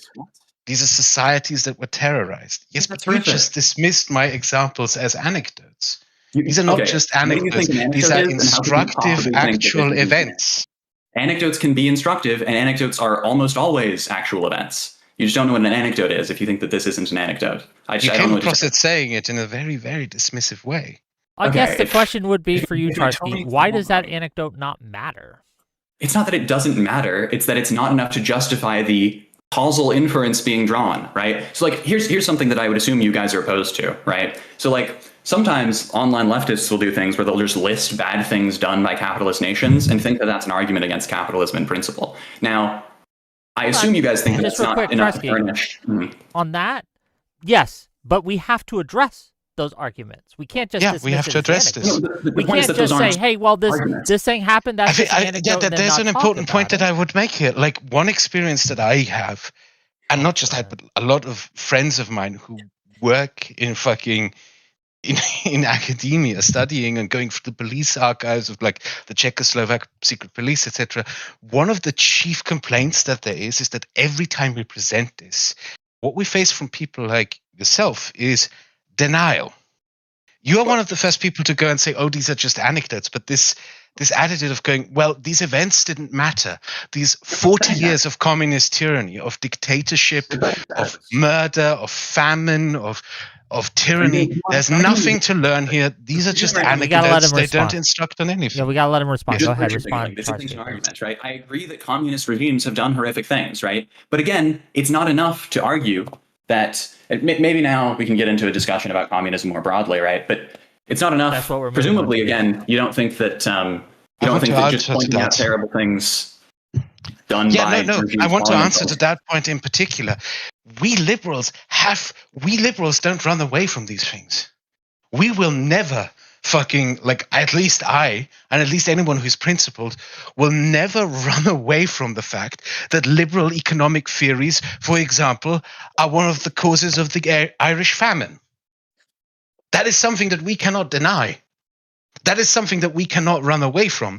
That is something that we have to confront. That is something that is instructive to us in our politics. That is something that we have to look at and say, yes, this caused this. Yes, we cannot allow this to happen again. We have to confront our failures.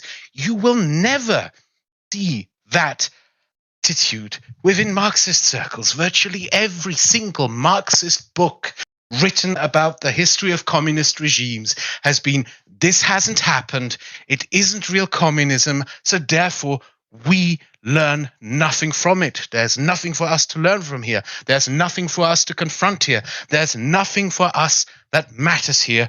We can just sweep it all under a rug. You're shadowboxing. You're not making an argument right now. What you're doing is sort of virtue signaling about terrible things done by communist regimes. But the point is that the individual examples of the co-occurrence of two variables aren't enough to demonstrate a causal relationship between those two variables. This is a trivial fact about sort of any sort of like rational inference, any sort of causal inference, right? And so you can virtue signal, right? You can say you're dismissing it, right? You can describe it as like dismissing it. I'm not dismissing it. I'm not saying it never happened. What I'm saying is that it doesn't justify the further claim, right? I'm not interested in like. The counter argument to that I have to make is if you are unwilling, you might be unwilling to look at these events. I'm not unwilling to look at these events. Communists might be unwilling to look at these events as something to learn from. Hold on, just real quick, both of you. We will. Please. please, Charski. It's the problem I'm having with your argumentation here, right?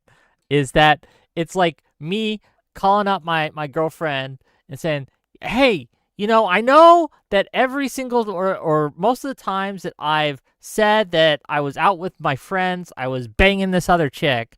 But these are just anecdotes, and it's not enough data to make a causal inference. So what are you doing? Look at all the men in the world, right? All these men are actually out with their friends, and it's very unlikely that I am going to be out with my friends actually banging a girl right now. It feels like you're failing to address the points that Kraut is actually making by saying, well, it's I guess I'll casual inference or whatever. It's not enough data.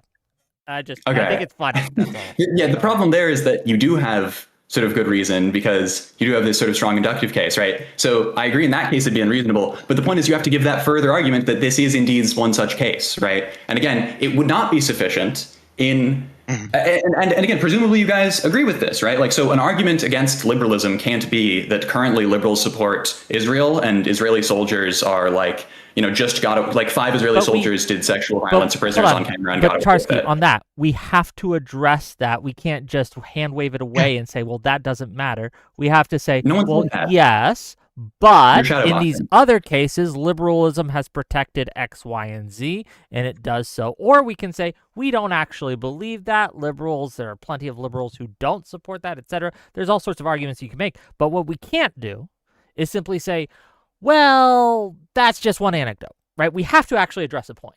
You'd agree? So you're equivocating on address the point, right? So I agree you have to have some explanation for that, explain why your view, it's not reasonable to infer that would happen again, right? But what I don't agree with is that you have to just sort of let that be the justifying, let that justify the causal inference. Again, this is you're sort of equivocating. It's not us. Not acknowledging. It's not us doing that. It's not us letting this be because how do I put this in a way? We look at communist history and we say these examples are great, instructive for why one should probably reconsider going into coalition with any communists. But you don't look at that history at all. All you do is, these are just, you can't prove causation. There is no historical law, whatever. These are just anecdotes. And some of the more extreme ones, in fact, most communists right now just outright deny that these horrible things happened. Okay. You're not arguing with most communists right now. I would be far more comfortable. With even just having conversations with communists if they were to acknowledge what happened and to provide an explanation for what they learned from it. Kraut, you do have to recognize, though, that Charski has not done that, or at least he has not. He has not done that. I will acknowledge that. So it's hard. He has not. Hold on, just real quick, please, Kraut. So you do have to kind of, I understand Kraut's frustration in that you continue to infer positions on Charski that Charski has not made yet. So I do understand that frustration. Yeah. Again, it's just if we agree that your argument is not a sort of response to any of the arguments I'm giving, that's great. But it's just presumably you want to give arguments that respond to the things that have been said so far, right? What do you mean? What I mean is that if you agree that there's no tension, like that what you're saying doesn't provide reason to reject anything that I'm saying, right? If you agree that that's true, then presumably you want to say different things. Okay. But then you're going to have to provide some commitment, some argument I've made, and how this fact, right, acts as reason to think that's not true, acts as evidence against it. I'm not super interested in the sort of shadow boxing with Twitter leftists who are annoying to you. Well, the argument he made... It's not just Twitter leftists. Yeah, it's Hassan Piker who went to say how much he... I'm not interested in talking with you about how much you dislike Hassan either. Right, what I'm interested in That's is good for you, but I do not see any other prominent communists arguing anything else. Arguing against it either. Yeah, but the arguing against what? arguing against this revisionism on what the Soviet Union was, this dismissal of communist history. Yeah, I mean, I just don't know what to tell you. That I mean, like they're just you straightforwardly roboted. are. Please repeat yourself. You roboted. Yeah, I just don't know what to tell you then. Like there just straightforwardly are lots of communists who spend lots of time arguing about the Holodomor, right? And arguing that, the famine did indeed occur and that it was, sort of horrific for lots of the people who experienced it, right? Here's what we're gonna do, because I think we've hit a wall. I'm going to give you guys closing statements, and so you can have your final say.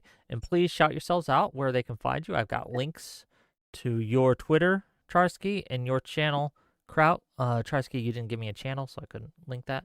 Sure, yeah. But please tell people where they can find you and final thoughts. And then if you're amenable to it, we can bring callers in for a little bit and allow them. I'm good with that, yeah.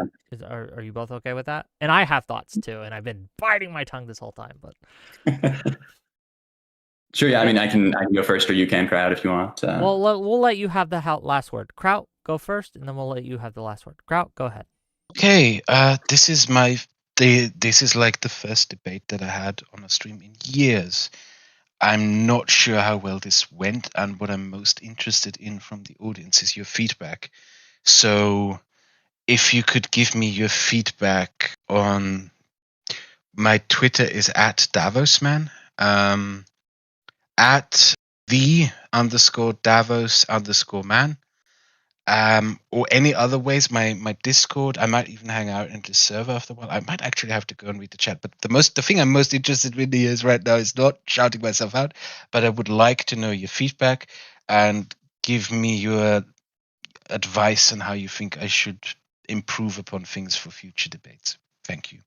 And thank you, Wick. Yeah, thank you for being here. I do appreciate you. And yeah, check him out, gang. Leave a comment for him if you're watching this after the fact and you want to say something that Kraut can improve on, or something he did well, or something you didn't like, or something you liked. Leave him a comment. I'll make sure that he gets it. Charski, go ahead. Sure, yeah. So I guess there's a few things. One is that I'm sort of sad we didn't get to discuss communism more generally. I think there's some very compelling arguments. Be interesting to discuss. Maybe we can chat another time, Kraut. So, but in terms of the stuff that was discussed, I just think there was not really good responses given to any of the arguments that were brought. I think that the two arguments that I think went basically uncontested were, one, that there's strong evidence for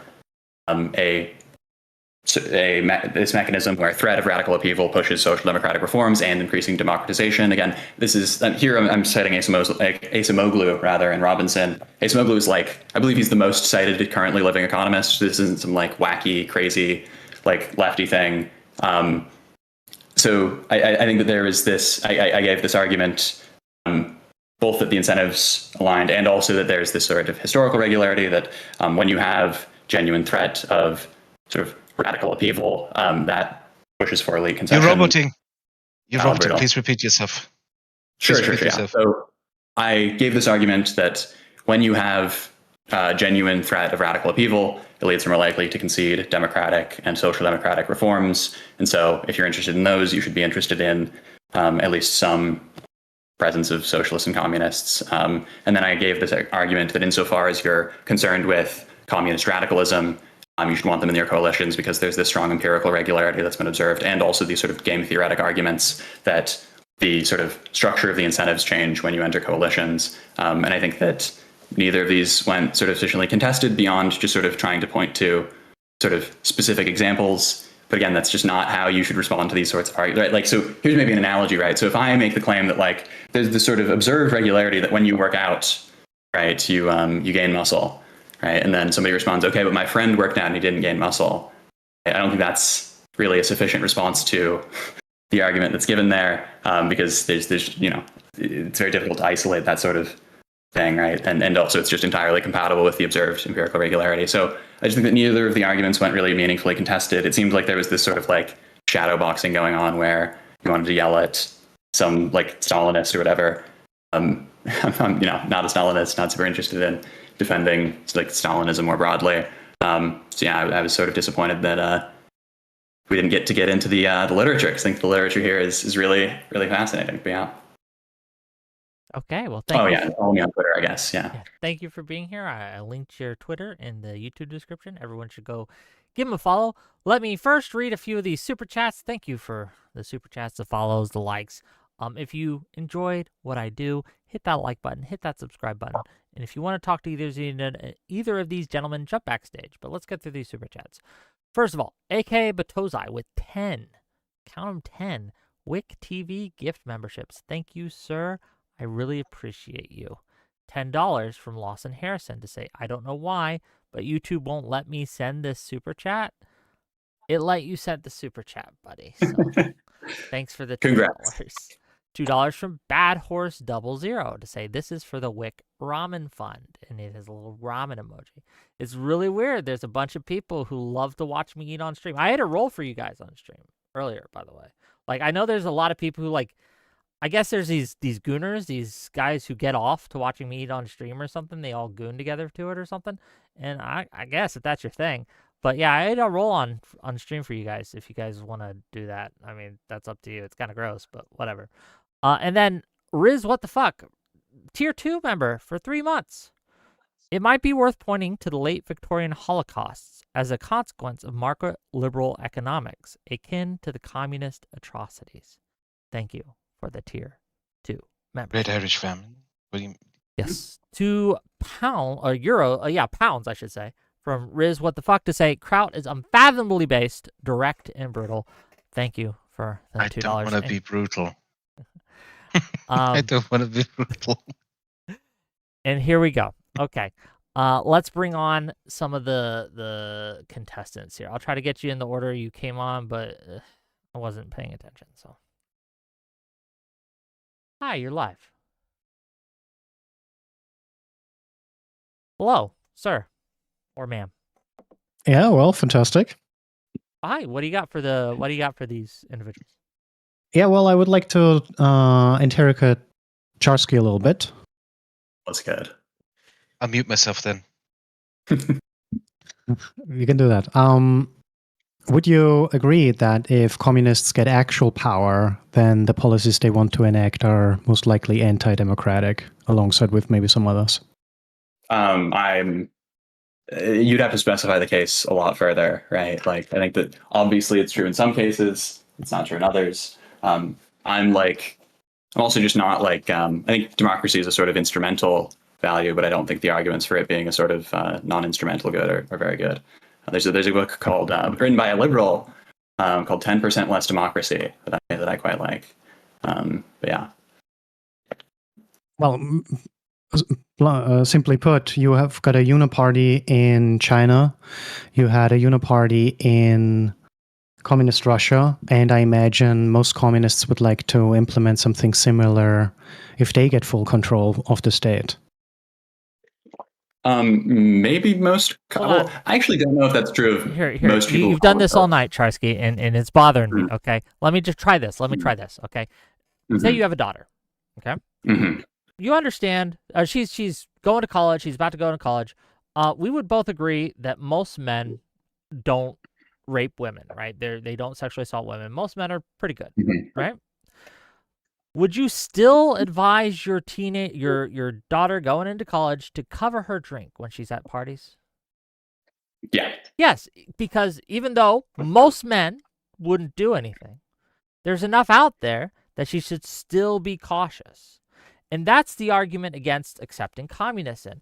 It might be that 95% of the time, 95% of them, they'll be fine. Nothing bad will happen, right? We'll still have democracy.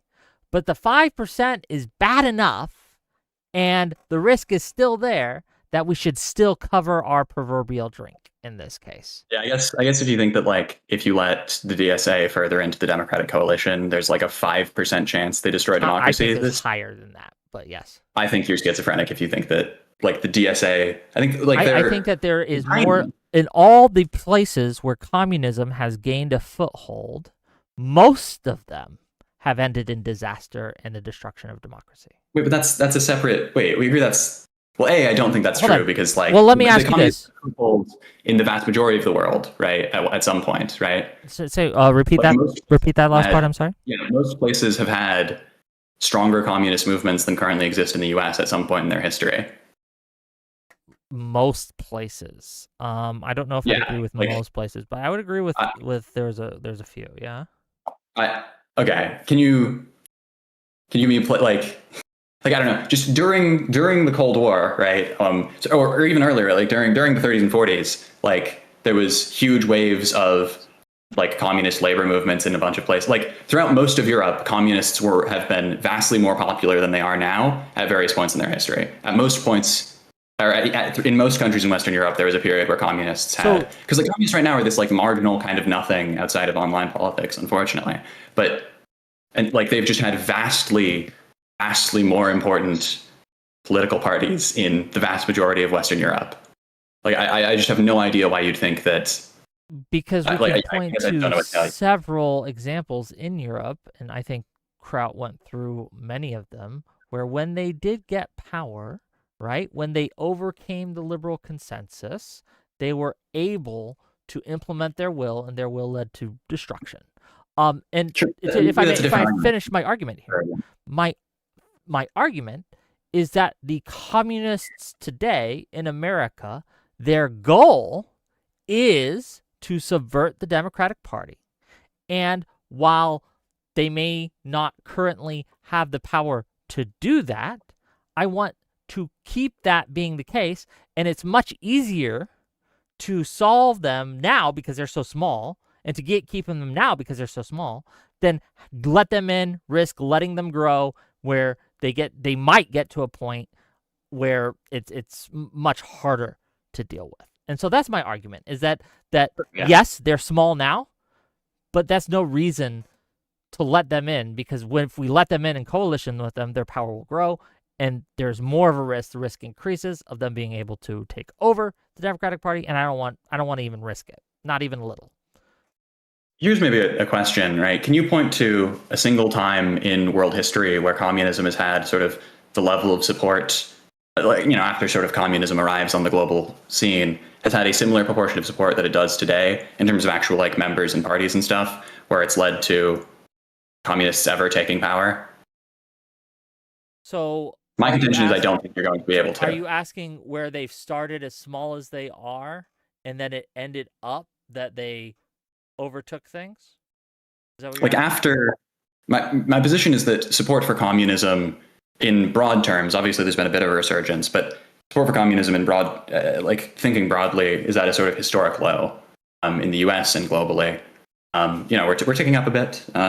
Hopefully we'll get further, but I just think that what I'm asking is, can you point to a single position where after communism has sort of become a real deal option on the table, there's been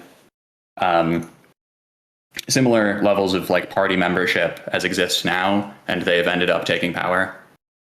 And also like this long of basically no members in parties, because like, again, no, I can't. We're at this crazy historical point. Sure, but I don't think that it being low and having never happened before means it will never happen in the future, and I don't think that follows. I agree. It doesn't mean it'll never happen. I don't think it follows. I don't think and in fact, I would argue that one of the subversive tactics that communists often use is to point to how small and little they are. And, they're just small and little, so you can let them in just a little bit. They won't hurt you at all. I find it suspicious as an argument. Does that make sense? Sure. I just think that, again, if your position is that there's a 5% chance... It's like when I tell your girlfriend, I'm just going to go in with the tip, just the tip. It's okay, right? I don't want you anywhere near my girlfriend. Much love. It's a joke. We're joking. It's all good. But yeah, no, I know.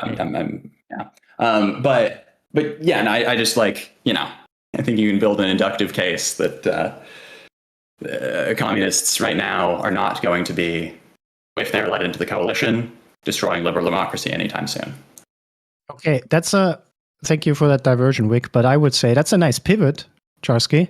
But my question was, if they get the power, will they dismantle democracy? Do you remember what I answered you with? I can repeat it if you want. Well, you didn't really answer. Okay, I can repeat it. So what I answered with was, I'm agnostic, you need to specify the case further.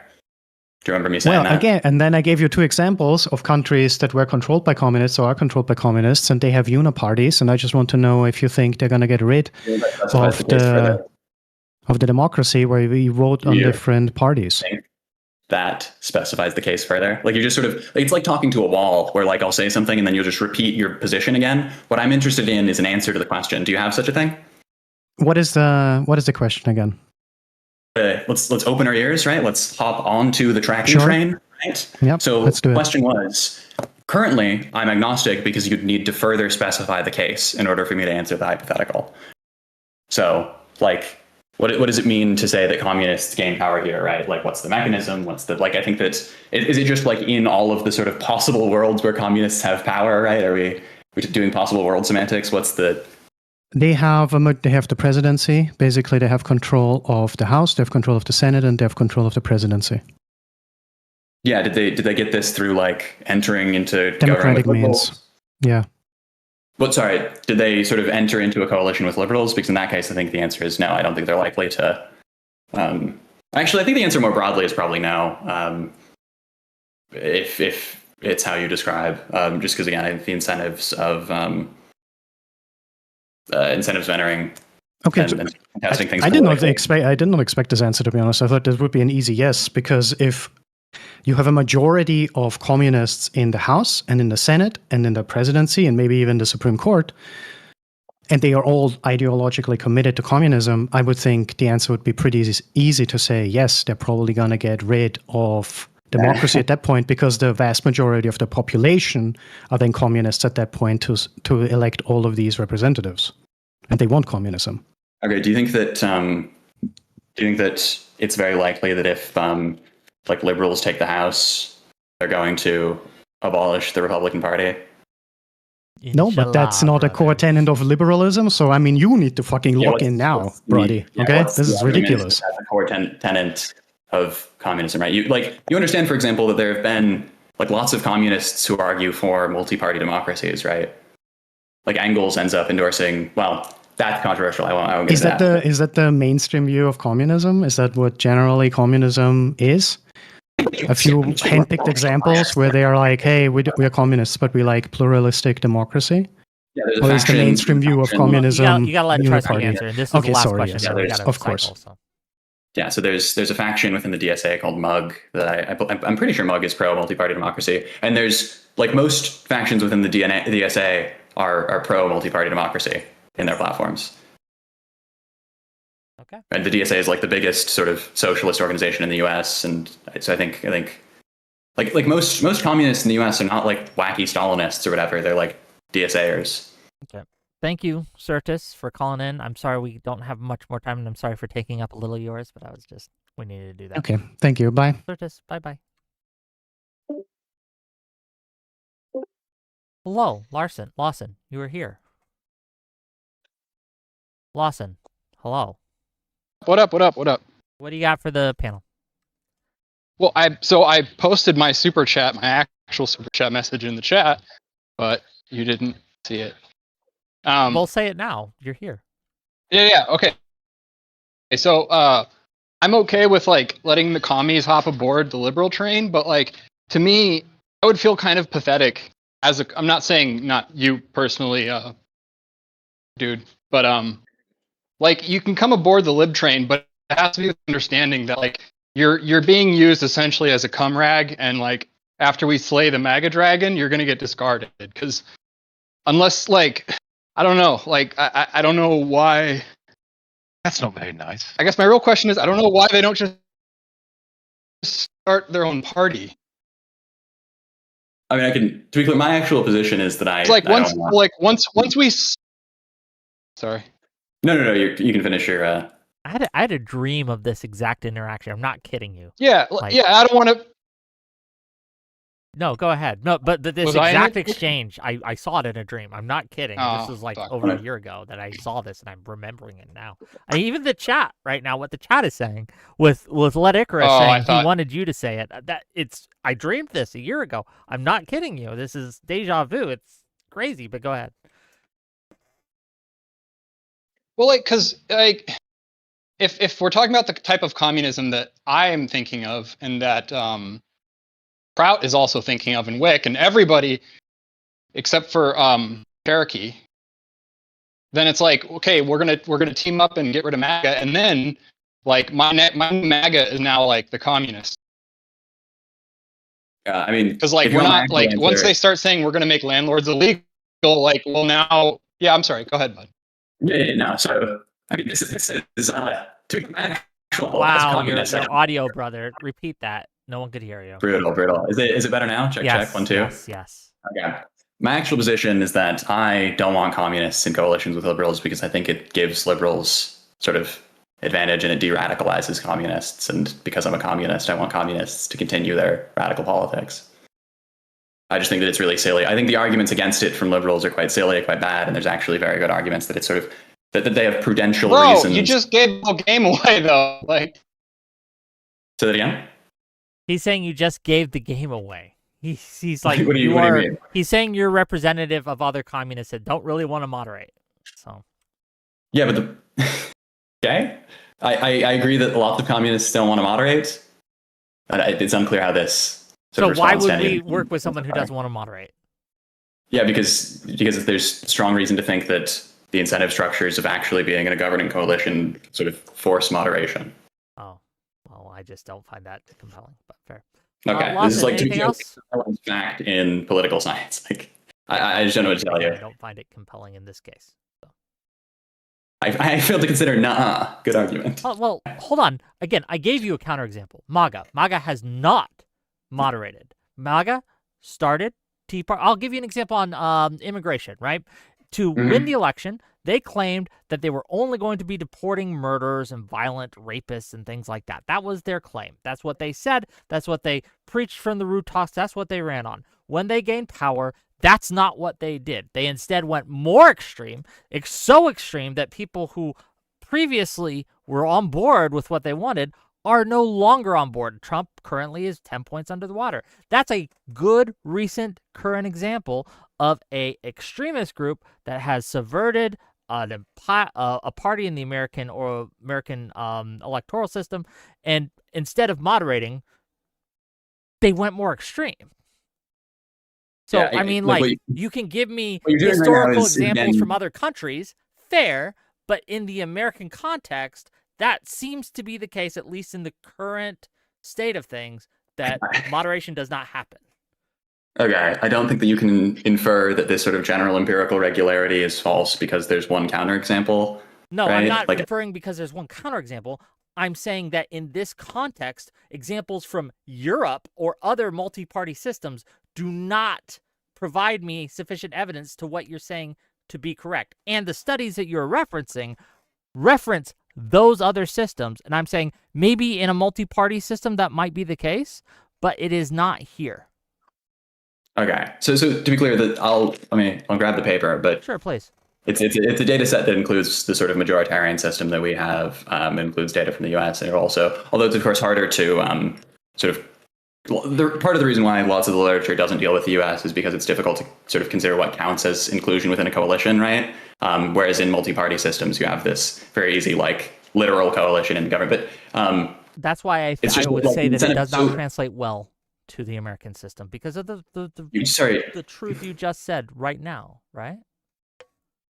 So because that's an epistemic issue. That's not an issue with, like, that's an epistemic issue about, That makes like, the how we data that you're understand- pointing to suspect if we're only talking about the American system. Yeah, the point is that the yeah, data. bro, we think the post office is communist. Like, I don't know as what that stupid as it This is. responds to this is just a lack of. So here's maybe I can sort of clarify the logic. I once agree. Again. So I'm just telling you like what Americans think of communism. solid. The point is that there's this strong evidence that the incentive structures of entering coalitions as a radical, right? That those incentive structures favor moderation, right? Like that this is the sort of optimal strategy in the sort of like game theoretic sense. There's a bunch of literature on this, right? And so, given that we have evidence for that sort of mechanism, for empirical evidence for that mechanism, and that mechanism is also present in the American system, right? We have reason to believe that Mechanism not that the mechanism will same. continue to. You're comparing Well, it's apples not and the same. oranges. You just didn't. Do you understand? Can you actually? I maybe know. I here's am an understanding order. what you're saying. You're saying that there's a you're large body of actually- evidence, including the American system, but also other systems that points to a truth. And I am saying that by considering only the American system, that truth changes. The epistemic issues that come into play means that we weigh the information differently and come to different conclusions. Do you understand what I'm saying? I think so. Okay. But the problem is that what you're saying doesn't really respond to what I'm saying, because again, the evidence is not for. How does it saying, hey, we have an abundance of data, but this data is comparing apples and oranges? How is that not responsive? Yeah, you because can the data disagree with it, but you understand it's responsive. Right. So in sort of, maybe we can think about it in terms of an actual game, right? So suppose we're talking about chess and we observe, okay, so there's this sort of game theoretic argument that you should make this move in this position in chess, right? And then we observe across a bunch of situations where people, make this move, that there's this tendency towards making this move. The game sort of favors it, right? And then suppose there's for some whatever reason in chess, it's obscured what counts as making the move, right? But we know the mechanism is still there. We can infer from that there's this sort of institutional favoring of making this move, right? And so just pointing out that there's this epistemic problem with discovering what counts as making the move, right, doesn't mean that we shouldn't think the mechanism that we have strong evidence for exists. Okay, I am saying that the mechanism is not there in the same way or to the same effect. What do you think we the can mechanism argue, right, that in a dual party system, it is harder, almost impossible, to coalition with, for the Democrats to coalition with communists or libertarians in the same way that they would in a multi-party system. Do you agree so far? That's not what I said. The point is, I'm going down a chain. I want you to. I'm just saying a true thing so you can agree to it, so we can move on to the next point, and we could use that truth to lead to other. Sure. Yeah. Give it to me again. Okay. If you don't mind. We recognize that in a multi-party system, coalitions work differently than coalitions do in a two-party system. Mm-hmm. Do we agree? Yep. Okay. My argument here is that it is sufficiently different that the mechanisms in play within a multi-party system are either weaker, non-existent, or in some cases stronger in a bi-party system than in a multi-party system. Do we agree? No, because actually maybe here's not? So here's the problem. What do you think the mechanism is? Okay, so the mechanism of de-radicalization or moderation, whichever word you want to use here, the evidence that you're citing points to is that in order to continue to be allowed in a coalition, because they have goals that coincide with the party that they're coalitioning with, they are going to moderate on some of their other views so they don't get kicked out of the coalition so that they can continue to work for these specific goals. Did I steelman it correctly? Partially. I mean, that's one of the mechanisms, yeah. So to be clear, you think it's not true in the American system? No, and I'll tell you why. Okay. Because the communist goals and liberal goals are not the same.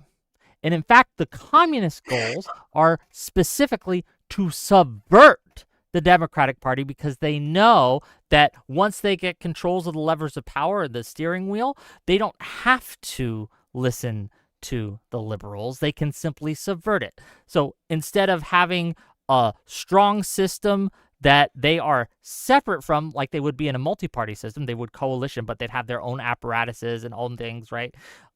They don't have to work with that. They can simply take over the liberals one. So the liberal one ceases fundamentally and functionally to exist, and it now becomes theirs. And therefore, they don't have anyone pushing back against them from the Democratic side because they are the Democrats now. They control the messaging. They control the apparatuses. They control all the levers of influence and power. That's their goal. That's what they're trying to do.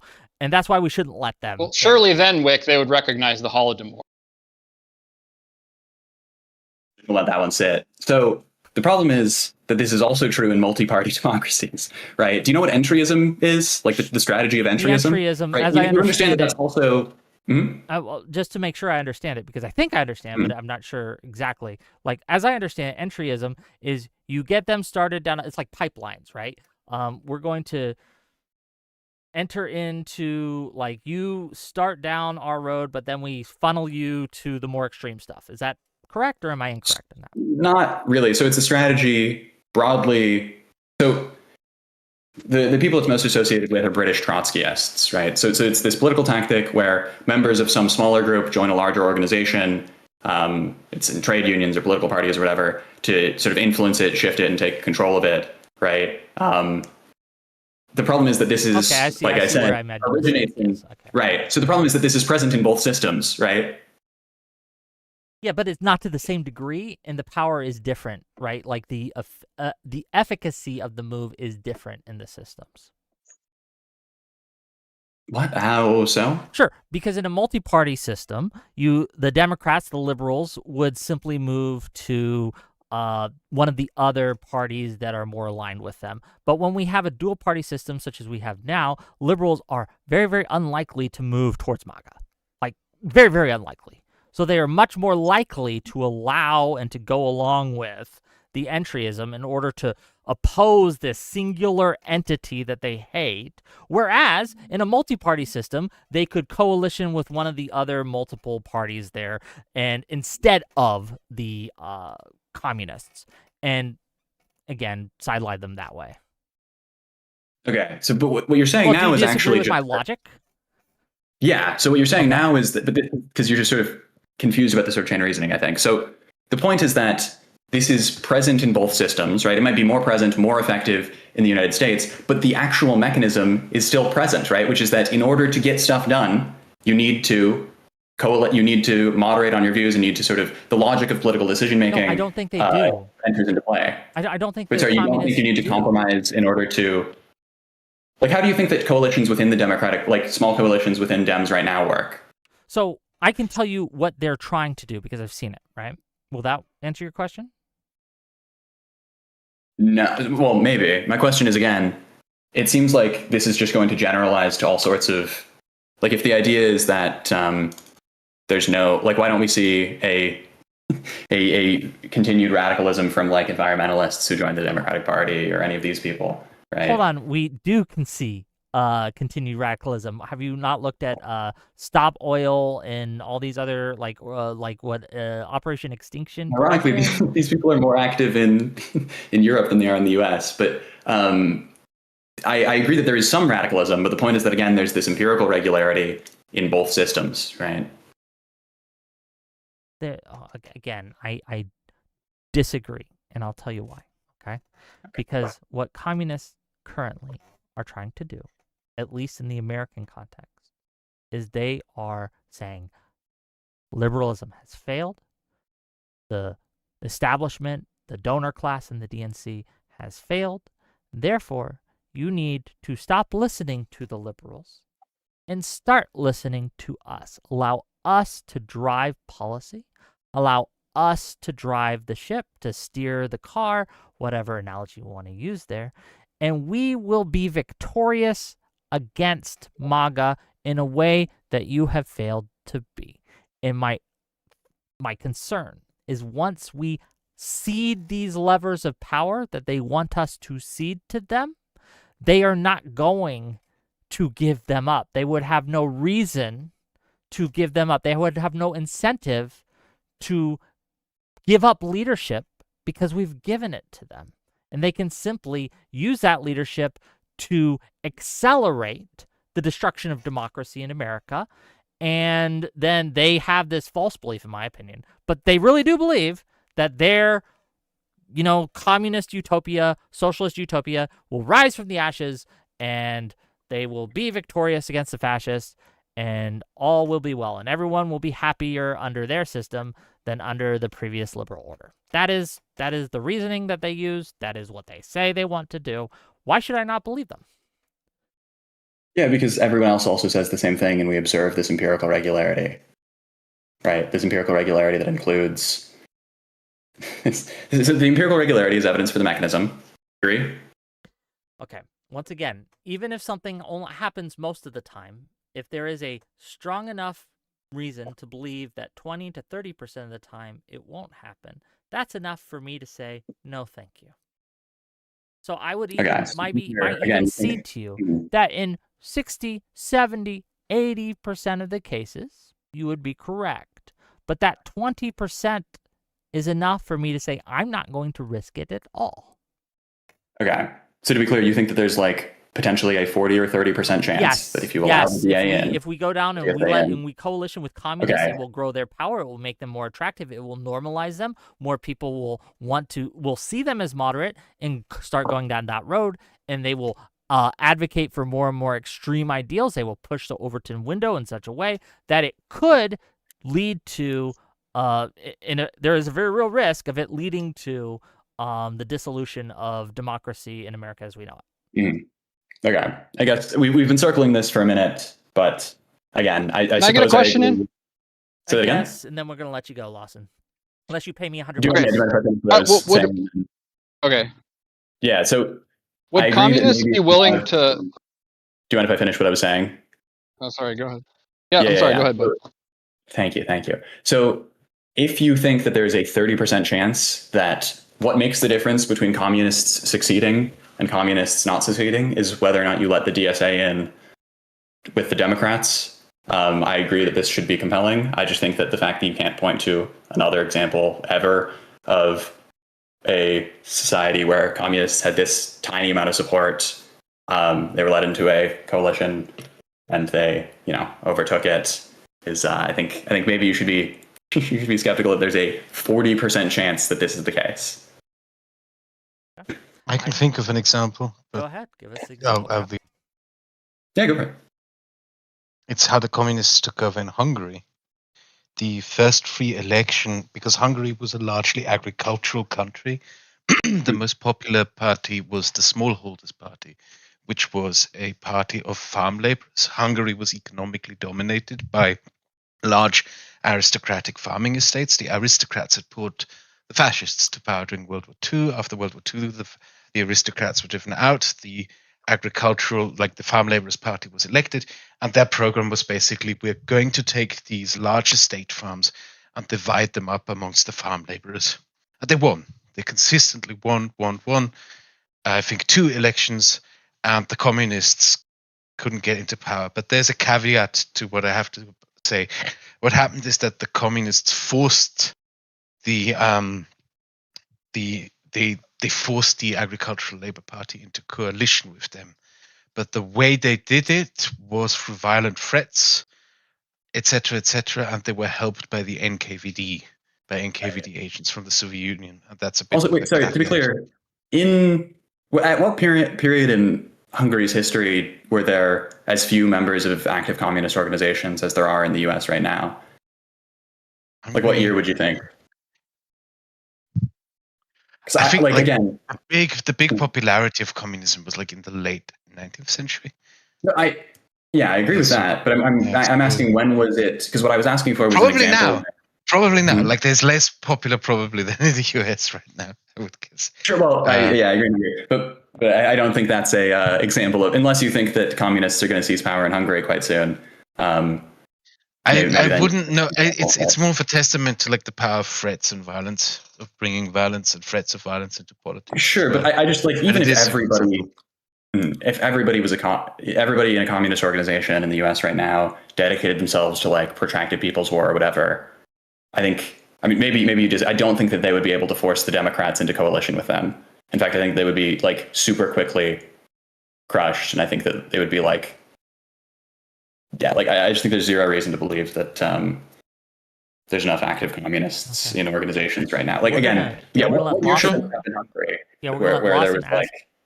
let Lawson ask his last question, then we're gonna cycle out.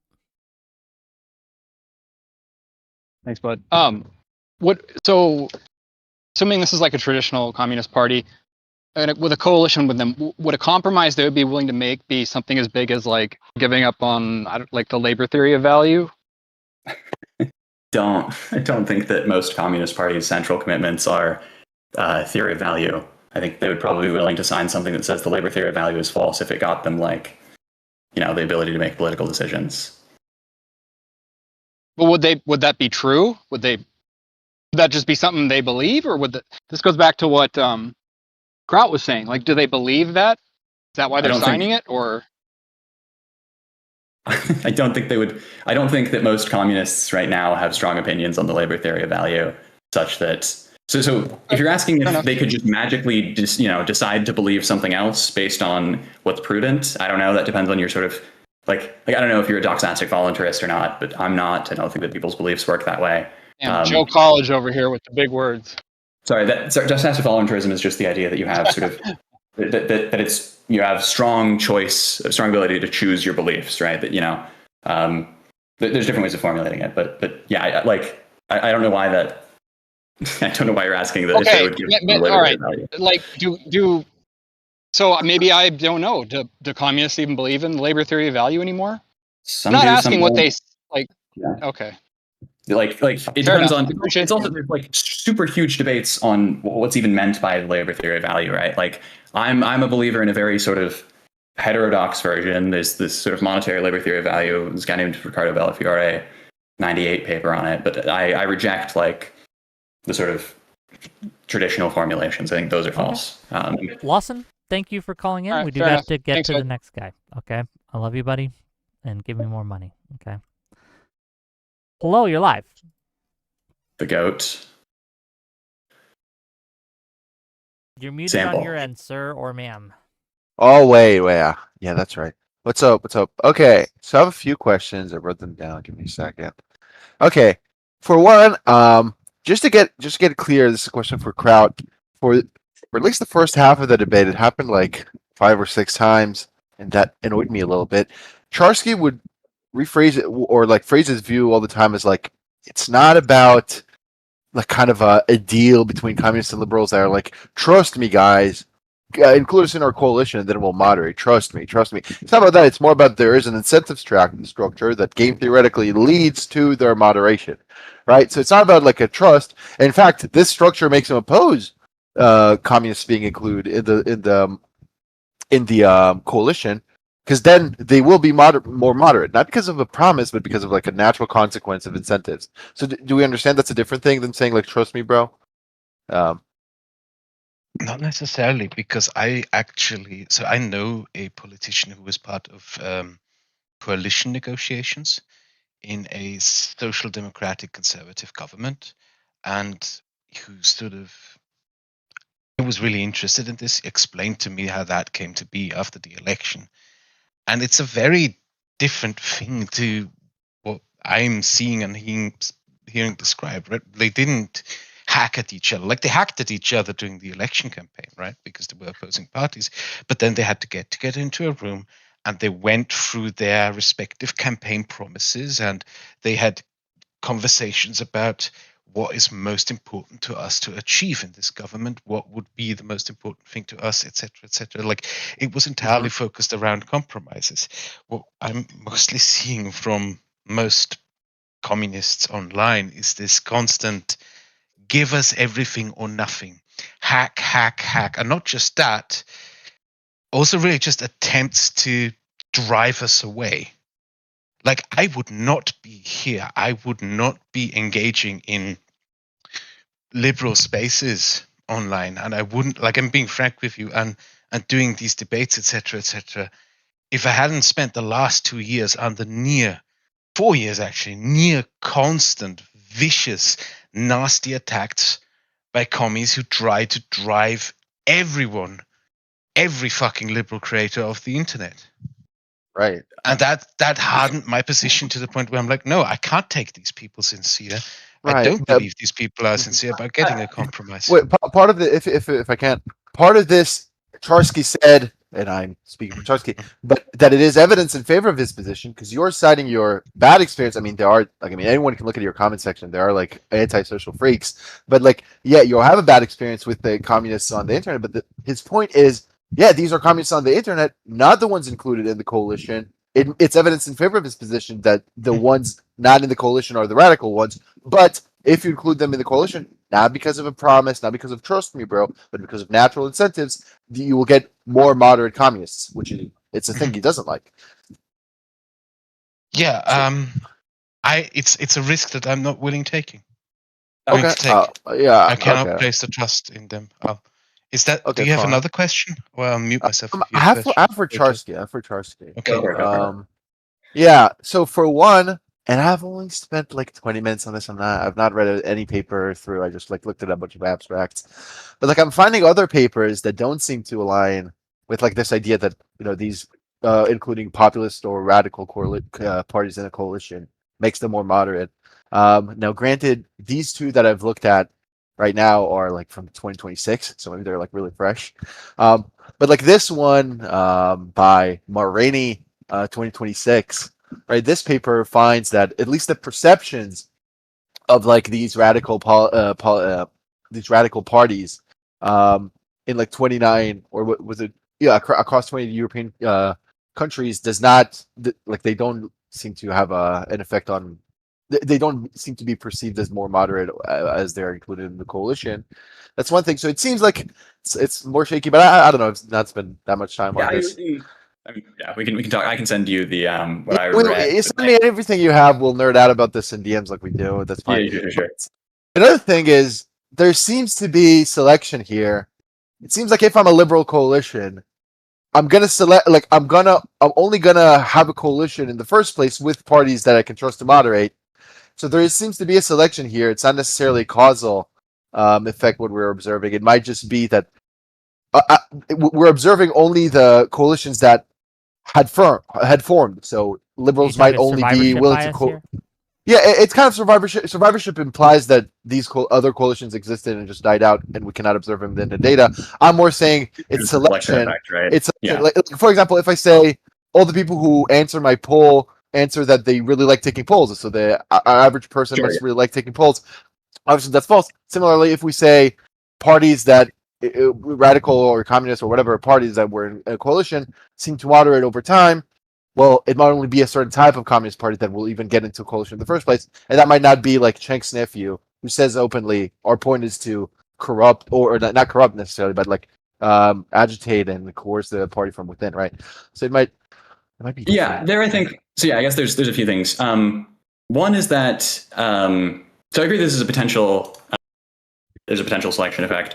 I still think that like I take the sort of game theoretic argument pretty serious. I can send you. There's these two. We can. I don't want to. Maybe I'm wrong. I assume Wix chat isn't super interested in going over the game theoretic argument, but I agree there's a selection effect. I just think that I have a pretty high credence that the sort of arguments made, the game theoretic arguments, are go through, and so I'm confident that the mechanism is. Okay. And fine. I disagree. I mean, I'll have to read the studies. Maybe they thought about this. Usually researchers think about obvious stuff like this. Last thing I have is, okay, let's say you have the game theoretic arguments that communists will become more moderate. Doesn't that, so that's why you oppose it. Shouldn't you also, like, let me phrase it like this. What's a game theoretic or whatever mechanism that leads to communists, after they're included in the coalition, becoming more moderate, that doesn't also apply to the much bigger liberal faction becoming more radical, or at least shifting to the left once they're in the coalition, right? Like, if the communists moderate, shouldn't that mean that the liberals move by the same forces towards more of the left? And maybe that's a reason for you to really support it, because there's more mass of liberals. So there's like on net more mass movement towards more left positions, and that would be an argument for Kraut to oppose it because for similar reasons. Yeah. So I guess there's two things. One is just that the liberal parties, well, in the U.S. the liberal parties are bigger, and also in a lot of places the liberal parties are bigger, and so they're less receptive. They have to compromise less and that sort of thing. But also, I just think that the sort of the social democratic position. Again, maybe I misunderstood Kraut's position, but I just think that for a lot of people, that's going to be an attractive feature because they think liberals right now aren't supportive of lots of social democratic reforms that they might support. And also, it seems like those are the reforms that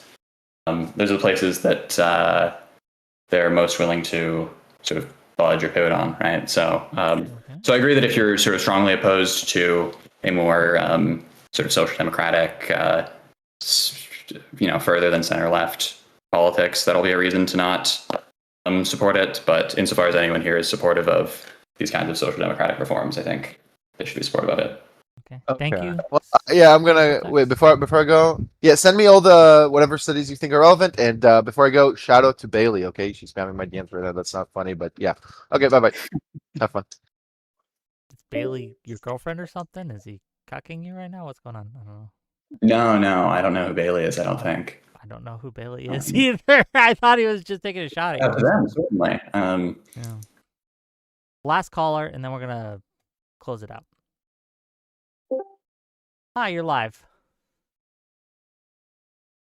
Hello, can you hear me? Yes, what do you got? Yeah, I just got a couple questions, and these might be pretty straightforward.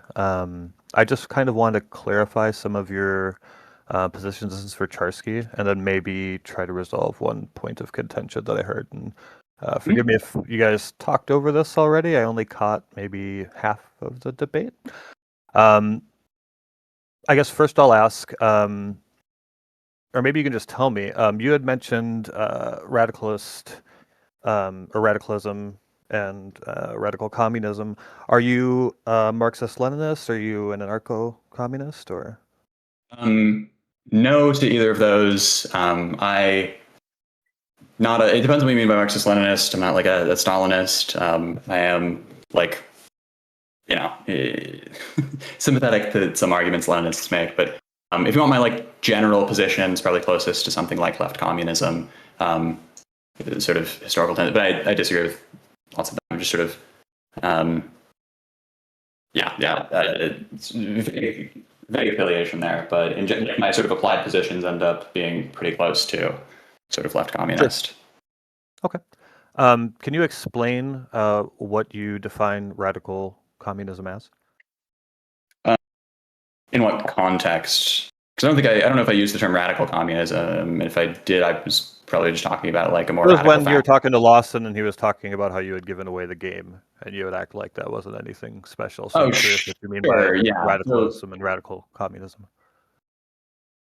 In the sense, so sorry. What I meant there, all I was saying there is just that I agree that this is actually like a reason why socialists or communists who are really sort of centrally committed to sort of the success of communism should probably not want to be in coalitions with liberals. And that's sort of what I was talking about when I was talking about sort of radical communists, which is just people for whom their central goal is the success, the abolition of the law of value and the sort of beginning of economic planning. Okay, so you're not in favor of. You're not in favor of like the destruction of capitalism, in other words. Yeah. So I guess I'll just ask you two things that are probably key components, I guess, of what might be considered radical communism. So are you for like any type of revolution, like a violent revolution? I oppose all violence is my answer to that. Okay. And then when you're talking about any sort of, I guess, generic, since you don't particularly identify with a, I guess, mainstream form of communism, when you talk about these communal changes or whatever, are you talking about reform or just completely starting from scratch? So it depends on what you mean by reform. I am sort of in favor of transition to economic planning through directed by a party, communist party, organized along sort of organic centralist lines. But I'm. You'd have to specify. I'm just going to follow up here because I'm going to get through this one because this is probably the quickest one, and then just get to the point. We're not going to hold on. Yeah, just get to your quickest one, then we're gonna move on because I don't want to go through the whole Communist Manifesto tonight, right? So just keep it to the most poignant one, the one you care about the most. Go ahead. Okay, I'll just ask one question real quick then, and then maybe if I have time, I'll ask the other. What rate would you want to see this take place? Because you're talking somewhat about, incremental change under a communist system. Why wouldn't you prefer an incremental change to, say, communism at some point in the future, like the far future? Or why wouldn't you? Why would you want to go straight to communism to see the change that you want to see? Yeah, I guess there's a couple things. One is that I think that the incentive structures that I mentioned earlier that mean that I am opposed to coalition with liberals are also sort of exist when you take the reins of the capitalist state, right? The structural incentives change, and so I think that these structural incentives end up favoring not really sort of genuinely transforming the mode of production. So I think that yeah, so it's the Lenin line: you can't seize hold of the ready-made state apparatus. Okay. Okay. Gang, Is that it? I think that's it for tonight because Okay. I'm getting a little tired. right, But sure, I sure. wanted to thank all of you for being here. I wanted to say I appreciate both Kraut and Charski for taking time out of their day to come on. What do we got coming up? So tomorrow we'll be having a talk about progressivism with Destiny and Sid, and they'll be sitting down. And Sid asked for it. He wanted to talk to Destiny, and I set it up. And so we'll have that talk. I will make sure that it at least is entertaining, hopefully. I hope everyone enjoyed the show tonight. If you did, hit that like button, hit that subscribe button. Consider donating. Super chats, gift subs, memberships, all those things are really good. They help me keep the lights on. I love you all. Bye-bye. Bye bye. Good night.